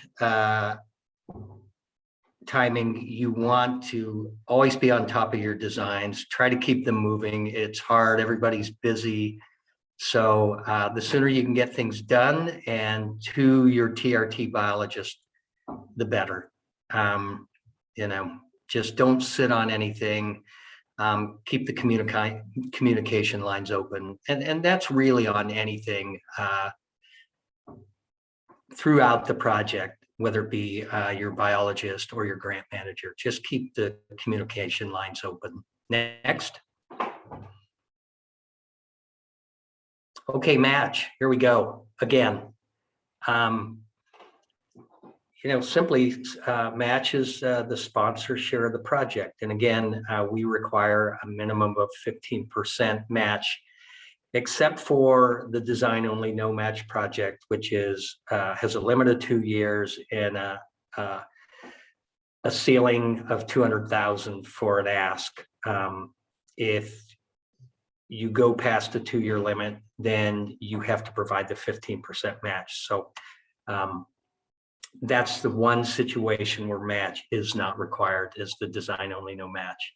Otherwise, everything else requires that minimum 15%. You can provide more, but as I explained earlier with the cost estimate, you don't have to put it all in. If you have 50%, you only need to put in the minimum and then show the additional costs on your cost estimate worksheet. So they have to be eligible items and activities. Again, you can look at the RCO manual number 5. It does a great job. I think it's section 2, like pages 12 through 15, where all that is. And yes, next slide. So here's some of that right here. Eligible match, cash, other grants, in-kind donations. So, your group might donate some of your labor, and that can be used as match. Professional services. And here's another thing. We talked about pre-agreement cost, or I should have. There are some costs, and maybe it's in the next slide or something, but some costs you can charge us for that were done prior to the project agreement. And I'm kind of coupling that with the match section here. So if, for instance, you did a cultural resources survey for this site for some other reason, but you now can use it for this project, you can use that for match. And it since it was done pre-agreement, that is also a pre-agreement cost. So we allow both. Again, it's got to be an eligible match item. And again, if maybe you came in with a design in hand, those design costs can be used as match. We've got a couple things that are ineligible. Mitigation activities or funds. The Family Forest Fish Passage Program is not allowed to be used as match. That's another RCO fish passage program for small forest landowners. And then ineligible grant activities. Next. Getting paid, reimbursement. So RCO does work on a reimbursement process. You have to spend money to invoice us. So if you pay for a bridge or you've paid for design or any other service or materials, you have to pay for that, then invoice RCO for that to get repaid. Now, the one exception to that, or not an exception, an option is a cash advance. So if you're a small CD or another group that just doesn't have the budget to be buying bridges or paying for engineering, you can request a cash advance. And that's kind of neat because it allows you to request up to 90% of the total project cost. So if you've got $1 million project, you can request $900,000 in advance. There's two groups that are allowed to do this, or it's separated into two groups. There's nonprofits, and then there's governmental and pseudo-governmental agencies. If you're a nonprofit, you have 30 days to spend that money and an additional 30 days to then rectify it with RCO. That means get an invoice in for all the money that you received from the advance. If you're a governmental agency, you have 90 days to use the money and then 30 days to satisfy that. Now, another thing about the 90%. So again, say you had $1 million grant, but it's now spent down to $500,000. You can only request 90% of what is left in the grant. So if you're down to 500,000, you can only request 90% of that. All right, what else? Design, engineering, some construction. Again, pre-agreement costs. Those are listed here, the design, engineering. If you do purchase construction materials, you need approval from your grant manager prior to doing so. There are times where it makes sense to do so. Maybe you have a funding source that's going away match-wise, and you would like to pay for that before that match goes away. Check with your grant manager.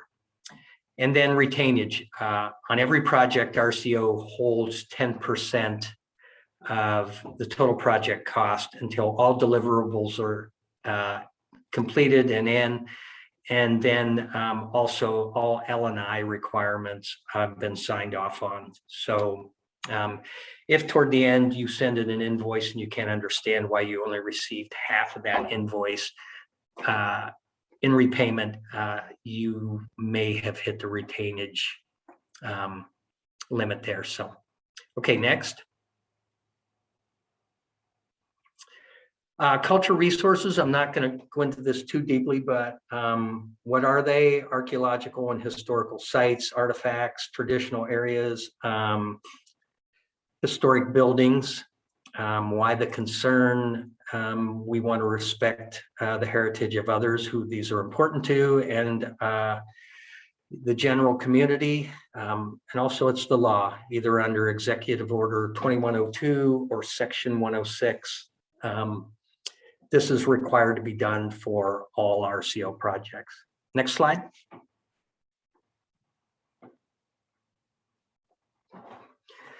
They just keep going. So again, RCO, for the most part, manages the process. We don't manage the surveys and things like that. That's the sponsor's responsibility. But we determine the pathway and whether it's federal or state. And then some of the possible outcomes are inadvertent discovery plan. That is a plan that says, all right, if you run into any archaeological artifacts, anything else, burials, things like that, you must stop immediately and contact the proper people, DAP, the tribe, and RCO.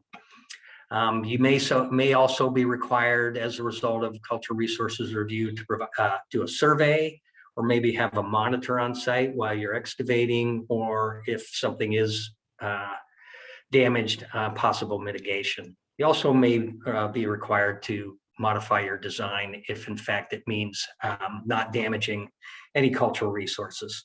So include it in your budget if you think you're going to need it. And remember, you cannot do any ground disturbing activities until cultural resources is complete and you've been given a go ahead. Next. I'm just going to say you need them. I'm not a permitting expert, but you are required to do these things. Actually, our technical review team can speak to this better than I. And if you have questions, you should contact them. We are not experts in this at RCO, so all we're going to do is let you know you have to have them for your projects, and you should not move forward until you do so. Next. Okay, I alluded to this a little bit before, the landowner agreement. So once you have a design, you're getting ready to go, you and the landowner understand what's happening. You want to enter into a landowner agreement, and this is between the sponsor and the landowner themselves. And what that means is you're discussing who is going to maintain and take care of the structure once the project is completed. And we require up to 10 years from the last invoice on this project for this to be in place. It's basically the responsibilities between the sponsor and the landowner after construction. If this is sponsor-owned property, then you need to provide a stewardship plan.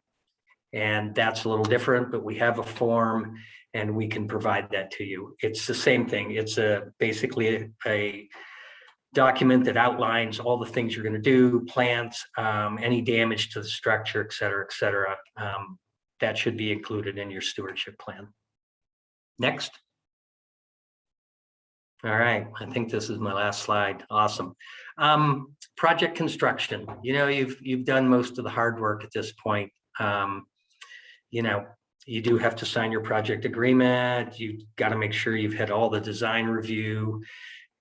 You've got control and tenure of the site, so that we know who owns it. We're not building on somebody's property who didn't give us permission, or we're crossing a boundary that we didn't know of. You must have this. So, and then cultural resources consultation and permits. Nothing here should surprise anybody. These are the things you need to keep your project going and get under construction. Next slide. All right. Questions? Any additional questions since the last round?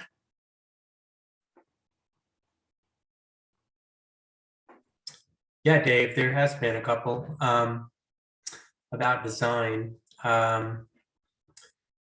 For Michael Kane, if currently in design phase and asking for construction funding, can match be used from the design phase for subsequent construction phase? And you touched on that, and the answer is yes. But Alice reminded that you need to include the design elements in the project scope that's in the application, and that can be a little tricky. So, you know, in a restoration project, we only allow up to 30% of the project to be what we call A&E costs, and so if your designs for the entire project exceed that 30%, and they can, and they're from a previous phase and they're all for match, you may be exceeding the amount that you can then get reimbursed during the project for the actual construction phase for managing the project associated A&E costs. So it's tricky, but it can be used, and talk with the grant manager about that. We have a lot of experience helping you consider those situations. And then follow up, if you're looking to include any design phase other than final design as part of your restoration project, then you would select the design build option, because it essentially allows you to include all design phases from the very beginning, conceptual through final design. Question from Whitney. Dave says permits need to be in hand to apply for construction funding, or can they be acquired as part of the project scope? They just need to be completed in the regular, essentially during the project at the correct time. So we don't require completed permits as part of the application for construction funding. Darcy followed up with design build. Yep, I think I touched on that. I think that's it. Folks can continue typing in if they have other questions. Otherwise, I think we're going to continue on to the live Prism demo run by Alice. It's Thanks, just Dave. one more thing I forgot to mention as far as billing. So match and then your regular costs.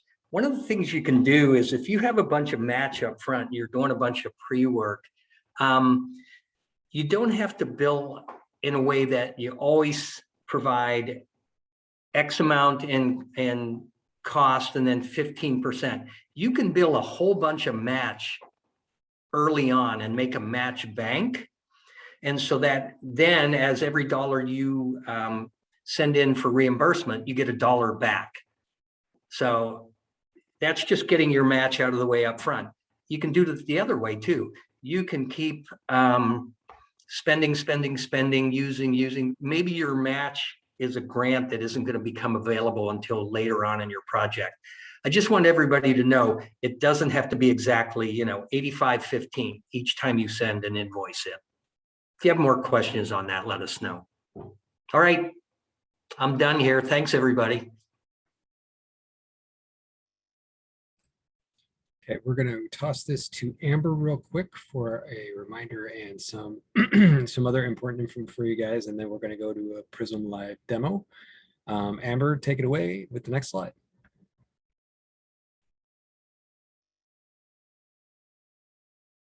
There we go. Now I'm unmuted. Thank you. Yep. So I am going to just remind everybody of those key dates we've been mentioning. First off, November 1st, the grant round begins. So prison applications open. You want to have your completed prison application done. So you get all those green check marks and submitted by the close of business on January 13th. Through that time, you are able to be in touch with TRT and RCO to discuss any revisions that either we are suggesting you make or that you realize you'd like to make up until that May 2nd will be the end of your ability to review, make any changes on your application. And then August 16th, the board will be approving our ranked list that the TRT has provided to them. Once again, you can check Manual 22 for that complete schedule or the website, FBRB website. Can you have the next slide, please? And here's a list of people who you'd like to reach out to for WDFW technical assistance team for the specific regions here.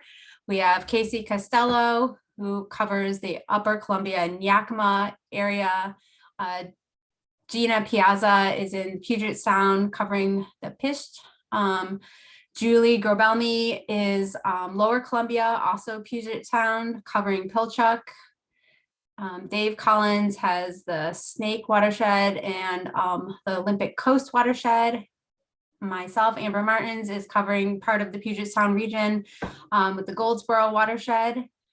Also, we have the contact for Matthew Curtis, our scoping section biologist, and then Adam Fleming's for any assistance with habitat assessments or fish passage barriers. Next slide.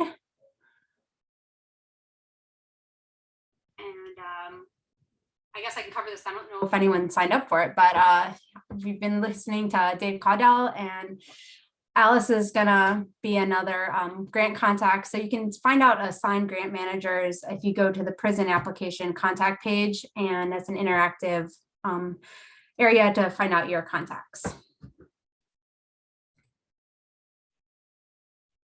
Okay, thank you, Amber. I think we can go to next slide and then probably kick it straight to Alice. Take it away. Thank you. I just want to do a time check with everybody. I know that the workshop is scheduled until 3:30, which only gives me 4 minutes really to do a live Prism demo. I know I see a lot of familiar names in the chat. And so a lot of you are familiar with how the Prism application looks. So if you need to sign out, you're welcome to do so. We are recording, so if you're interested, but you have another meeting you have to go to, we're going to try to be posting this workshop video on the RCO website, hopefully next week, so you can jump back in if you have to go away at 3:30. But I'm going to stick around and do the live Prism demo for those of you who can stay and are interested in watching. It's going to be a quick overview because Dave did such a wonderful job explaining Prism. So you can just see me clicking through and kind of see it more live instead of those static pictures that we had in the presentation. Next slide, please, Kendall. So before we jump in, I just wanted to highlight that we have an informational website about Prism that also has a lot of basic Prism information. If you're new to Prism, we have a lot of, Prism is where you will manage your project if you're funded. So it's not just the application that you'll be working on in Prism over time. So these, you can see that these are short videos. So if you want or need to become familiar with Prism, this is a great resource as well on the RCO webpage. And I think I'm just going to try to share my screen. So if you all will bear with me as I do this.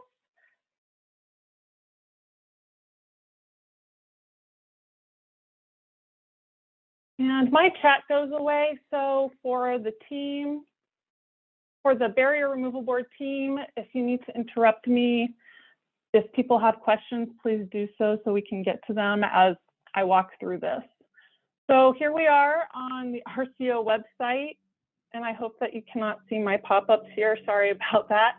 And this is, you know, for Prism, this is the home base. We've talked about both web pages at RCO and also DFW. I just wanted to show you around a little bit. Here's the Prism login, and this is on every web page. I also wanted to show you how to navigate. If you just put your cursor over grants, you get this window that opens up. And on RCO's page, we call it BAFBRB, and that stands for Brian Abbott Fish Barrier Removal Board. Brian Abbott was one of our coworkers who helped establish the board, so we memorialize him with the program name here. They've showed you this. This is the website, grant manual, schedule, forms, everything you need to apply. Another helpful thing, you know, I mentioned that Prism webpage with the information. If you hover over grants, it's right here, Prism. If you click on that, it'll take you to that page where all the information is. So let's go to Prism. Okay, so Dave suggested that if you don't have a Prism user account, you should do one. And I highly suggest that you do that as soon as possible as well. You can do that here. You can create your user account right here. Just click on this and it'll take you to the page where you fill out your information and we'll get you set up. If it's been a while since you've logged into Prism, you can click here to reset your password. So you don't have to contact anybody at all. You can do it yourself. But if you do need help, we've got our Prism support email right here and the phone number. So please feel free to use those as well. They're really helpful people that will return your question, get back to you quickly. So I am going to log on. Oh, well, I guess I have to enter my username and password. Gotta love live demos. Okay. So when you log in, this is the home page that you'll get taken to for Prism Online. And you just go to the orange button for Start New Application. And by the way, all of this information, the detailed information that steps you through starting an application is in the manual as well. So please use the manual. So first, you select your sponsoring organization. I'm just gonna, you start typing and you can see you'll get a lot of a lot of names pop up, so hopefully your organization is there. Okay, before I pull this menu down, I want to preface it with, I have logged in as an RCO employee, so there will be a long list of programs listed here. As an applicant, you will only see a list of programs that you are eligible to apply for that are open for application. So you may only have Fish Barrier Removal Board in this list when you start your application. So as Dave mentioned, we have a couple pathways. I'm not even sure if you'll see those when you log in. I'm not sure if they'll be listed, but you should choose Fish Barrier Removal Board projects, and we'll choose restoration, but you can also see there's planning there. And this is, now I know I said I wasn't going to type stuff in, but I need to start the application. So thank you for your patience as you watch me type. Okay, so we put the basic information in, and it created the application. As Dave showed you, you have all the pages that you need to navigate through to answer all the questions in the application. You will fill out your project information on each page. If you need to come back, you can. You don't have to complete everything all at once or in order. That being said, please make sure you save often. When you hit the next button, it will save your information that you filled out automatically. If you jump around, you need to click save before you leave the page. I believe you will get a prompt to save to make sure you want to leave the page without saving. But the other thing is, if you think if you get a phone call, if you go to lunch, somebody stops by your desk, make sure you hit save, because Prism will time out and you will lose your information. So you saw that this is the funding program and project type information that I entered to get the application started. If you need to change your project type, you can. You'll get a warning because you likely have filled out information on the other project type. And if you decide you wanted to name your application something else, you can change the application name. Oh, so I wanted to talk about copying projects really quick. There were a couple of questions about it, and I promised that I would talk about it. If you have a project in Prism, it can be active, it can be in application status, it can be an alternate. Contact your RCO grants manager and we can copy it. Let them know that it's for Fish Barrier Removal Board and that what type of project you want it to be, and we'll get it set up for you. And we'll send you the new project number. So what that does, it will copy the information that is the same between the applications. It does not complete the application for you. We have a lot of new application information in the Barrier Removal Board application this year that we did not have in previous years. So there will be blanks in this application, but it will get you started. So please make sure if you get your project copied to get it started, that you still log in and go through every page to make sure that your information is complete, and also that it's current. If we're using a project that has been entered in Prism from 2 or 3 years ago, you'll probably want to update your budget information. So you'll see that your maps will be there and your project description will be there. Those are common things that are in all of our applications, but not everything will be there. So please, please, please make sure that you go through the entire application, even if it's copied. Okay, we'll go to the next slide. So worksite and properties. Worksites and properties is important. You need at least one worksite, and you need to click Add Worksite. And as Dave said, if you have more than one barrier that you're addressing, they should probably each be their own individual worksite. And I'm just setting it up with a worksite and a property because it will help as we walk through. So on the worksite details page, the first thing you need to do is map your project. There's information that is gleaned from the map once you drop your point. So it's really important. We all know that there's a barrier here. You only need to do the number dot. The driving dot is helpful if your project location is away from a road and you know there's like a pull off somewhere. So if you'd park your car somewhere and walk to where the project is, it's not required. So I dropped this dot, which informs the targeted species that you see. So you need to add this information, and this is one of the items that's scored. We ask what species benefit the project. And you can see there's only a list of species that would be present in Bud Inlet. So that's why it's important to map your project first. Otherwise, you get a list of every ESU that is in Washington, which is a very large list. We have questions here that help give us information. We ask for your site ID, and this takes you to that map that Adam provided earlier in the chat. So it's sprinkled, there's some resources sprinkled throughout the application to help you. We ask about southern resident killer whale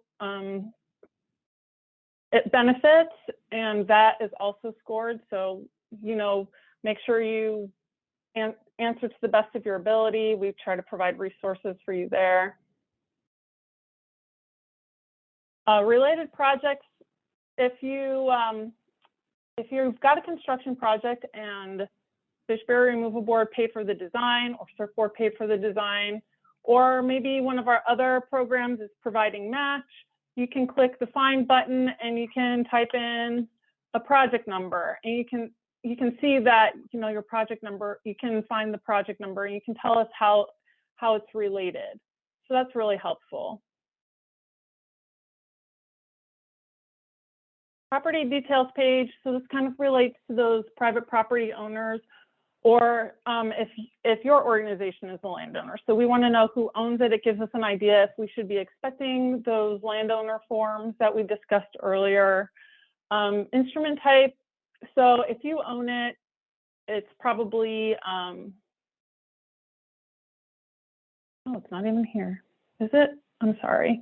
So if you're working with a third party landowner, it'll be under a landowner agreement, or you might have an easement in place outside of the program. So you can tell us, like, we've got a permanent easement on here. So we require a 10-year term if it's a landowner agreement. So that just means that we expect the landowner to help us out and ensure that whatever is installed is in place and not disturbed for at least 10 years after the project closes, if it's a restoration project. Okay, so here, the question section, we've got the project proposal and the evaluation criteria. So these are two really big sections that are very important to your application. It's like the meat and potatoes. This is where you tell us all the things. So Dave gave you a great example of what we're looking for in the project description: the what, the why, the where, the who. We've got some editing tools in here if you want to have bullet points or, create sections to create an organized answer. We've also got those eligibility questions that we touched on. So we ask you basically, is your project eligible? And through these 4 questions, and you'll see if you wind up selecting something that's not eligible, the selection tells you. Now I want to make sure it's clear to everybody that PRISM isn't programmed to know if you've selected an item that says your project isn't eligible. So we are asking that the applicants understand that you've hit a place where you should stop. You cannot get around if your project is federally owned, on a federally owned culvert. So you need to stop because you'll be spending time on something that's not eligible. We will be screening your project for double checking, but it's really up to you to stop on this page if you get to a point where you're like, oh geez, this doesn't look like I'm eligible. But then you might do like the check page for errors and you'll say, well, it doesn't tell me that I'm not eligible. PRISM will not tell you you're not eligible. One of the eligibility questions we have that we discussed earlier was the downstream barrier. So, you know, there's kind of some sideboards on that. We want to, if you have it scheduled and you are working on getting it corrected, but it's not done yet. So we said it may not be eligible, and then we give you a chance to explain it. And if you're unsure, you know, reach out to one of the DFW team or RCO, and we'll help you determine whether or not you should keep going. And then we've got a couple of other informational questions on this page as well. You can expand it or collapse, like Dave showed. Okay, so here you go. I tried to move on and it's asking me if I wanted to save, and I don't really care because this isn't a real application. Okay, so here's the evaluation criteria page. Every question on this page is getting scored. Dave did a great job of explaining the mechanics of this page, so I just wanted to show you really quickly what it looks like. You can expand or collapse, and you can see how that moves. The questions written here, they're abbreviated. So you should click the information button to see the full question. There's some helpful links in the questions. If you don't know who your lead entity is, you can click on this link. And then the total number of points and how the points are determined. So clicking on the info button is really, really important as you work through these questions.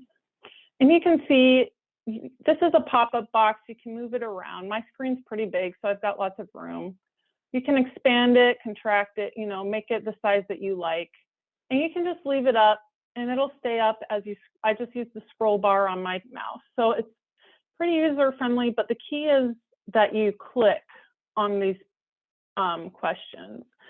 And like we mentioned, all the evaluation questions are in the appendix in the manual. So you can also look at the manual and prepare, you know, if you want to get some of your thoughts together before you jump into this page, that's a great resource to have those at your fingertips. So here's our metrics page. We have a couple of questions that are asked for all of our projects, and then you select, like Dave mentioned, you select fish passage improvement. If you're doing a restoration project, you should select fish passage improvement. There's metrics in here that get scored, and I'll show you that shortly in the staff score section. And that's what Matt was talking about, is that they're like characteristics of the project. You know, how many miles of stream will be opened up, that kind of thing. So they're objective, but they need to be answered appropriately. One thing I wanted to point out here, and is that we have two questions that look almost exactly the same. And this is kind of a product of the world that RCO lives in. So we have multiple grant programs that fix barriers, but each program measures the barriers, the habitat made accessible a little bit differently. So you see we have one that's labeled as Fish Barrier Removal Board, but we also have one that's labeled Salmon Recovery Funding Board. So Salmon Recovery Funding Board is like the grandfather program. So we wanted to make sure we had a metric that was representative of all, that was reported consistently across all of our programs. And so that's why you see this surfboard question. And really the difference is that surfboard says if you have a downstream barrier, you report 0 miles made accessible because you got to get that downstream barrier first. Fish Barrier Removal Board wants to know how many miles will be made accessible upstream until the next anadromous or the next barrier upstream. So these could be 2 different numbers. So we appreciate that you all filled both of them out. I'm not sure why this says optional, and I might change that before the application opens. But you should report both. Just make sure you read them clearly, and we're going to screen them to make sure that it's reported correctly too. So you might hear back from DFW or RCO if we're not quite sure if you answered those correctly. So just make sure you answer all the metrics, and then for the passage problem, and then select, your solution. And Dave also pointed out, you want to check off architecture and engineering. This will include your design costs. This will include your project reporting and administration costs. If you are going to apply for permits and want to be reimbursed for the time, you'll check off permits. If you know you have cultural resources review, you'll check off cultural resources review or cultural resources here and add the budget.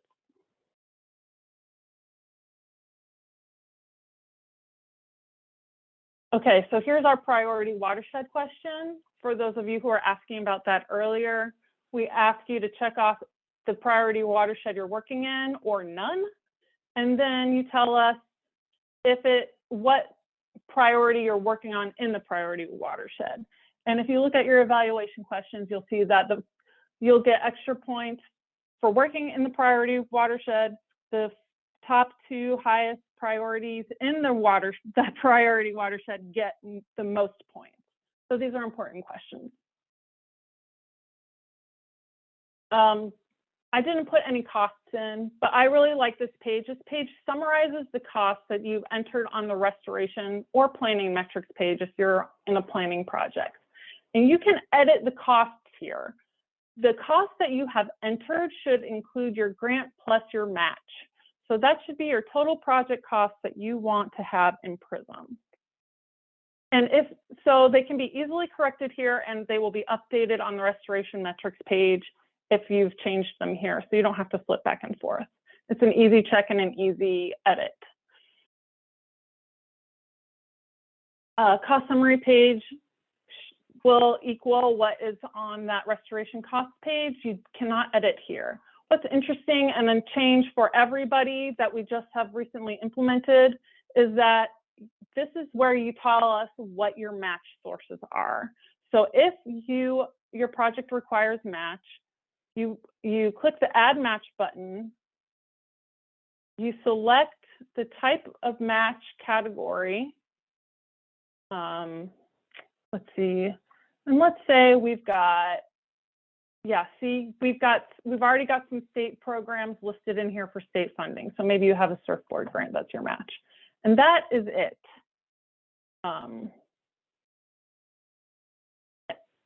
Yeah. I don't even think we ask you, I'm sorry, I'm brand new to this page, so I don't even think it asks you how much match. We just do the math. So speaking of, this section right here is your grant request. Oh, no, there it goes. Sorry. Okay. So let's say your project, I'm going to do it something easy. Let's say your project is $100,000, your total project. So you'll ask for, if you have a restoration project, you require 15% match. So your maximum grant amount can be $85,000. That means your the match that you enter has to be $15,000. So that's it. This is your grant request from the Fish Barrier Removal Board, and this is how much match you're providing. And the total grant plus the match should equal the cost estimate on this page. And you'll get an error if they do not, if everything on this page doesn't add up. So this page is often tricky, and if you need help with it, call your grant manager. We do this a lot. We help advise people a lot. No problem for us giving you a little extra help.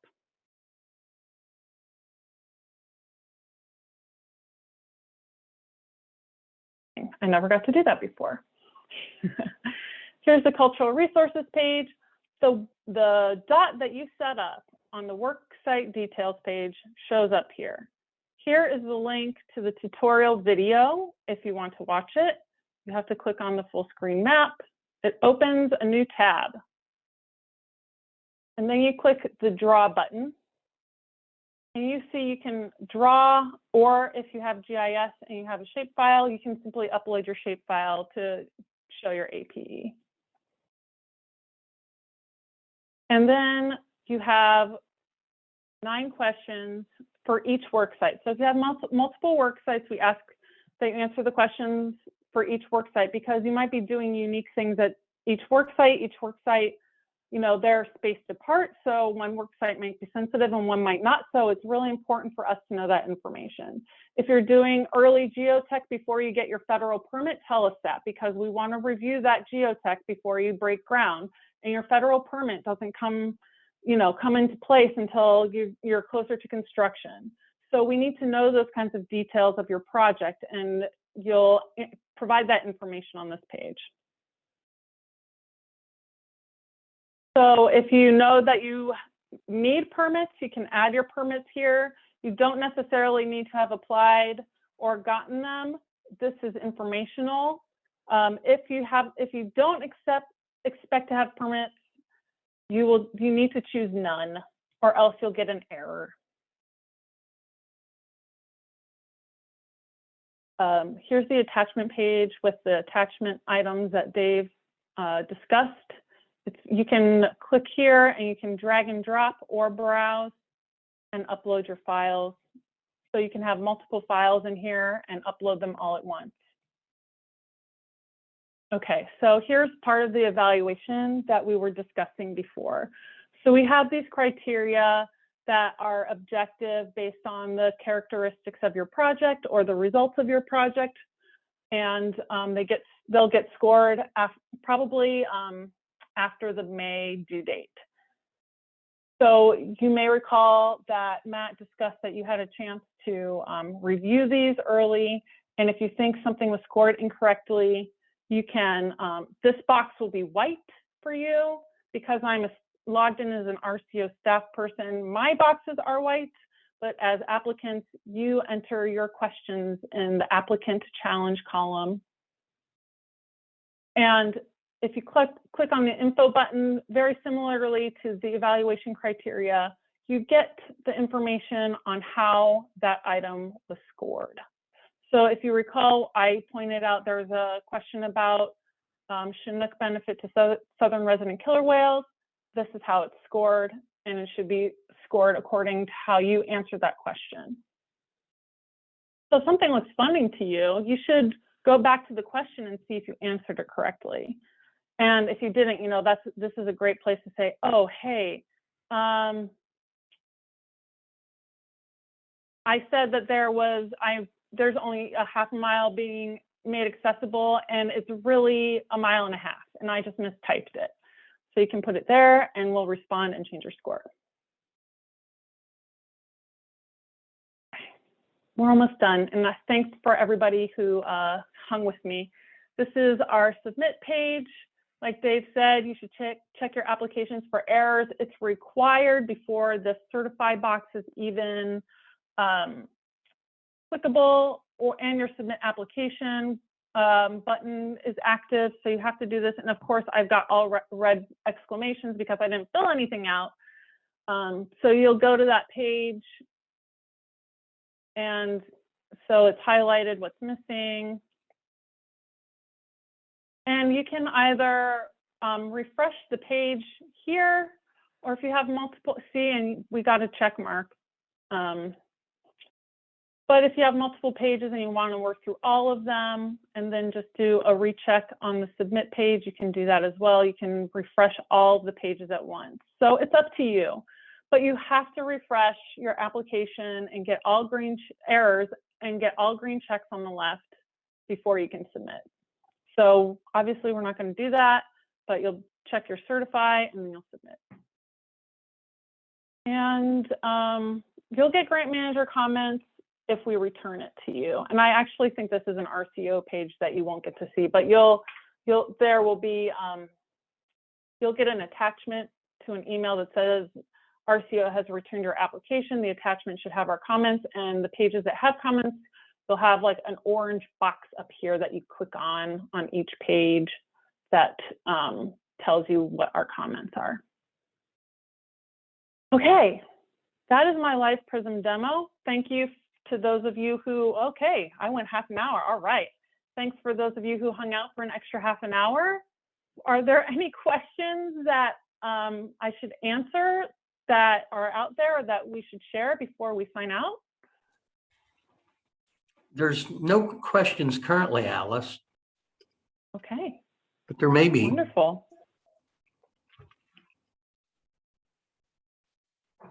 Well, I'm going to stop sharing my screen, and we can hang out for a couple more minutes. If there's any last minute questions in the chat, we can hang out. And otherwise, thank you everybody for coming to our first barrier removal board application workshop. And I really hope this was helpful to you. Please use the manual, and please don't hesitate to contact anybody in the team at any time. And the application, like we said, the application opens on November 1st, so just a couple days. And one thing I would add, I didn't mention this earlier and I wanted to check on it, but for those of you who might be new to the program, we're going to have to add you to PRISM because you will not be able to select your organization from the dropdown when you go to start an application. So if you would, and you plan on joining or wanting to be part of this, please let us know. Send me or Alice an email, and we will get you guys set up in PRISM so that you are ready to go when you do attempt to submit an application. But otherwise, hey, thanks everybody. We appreciate the turnout today.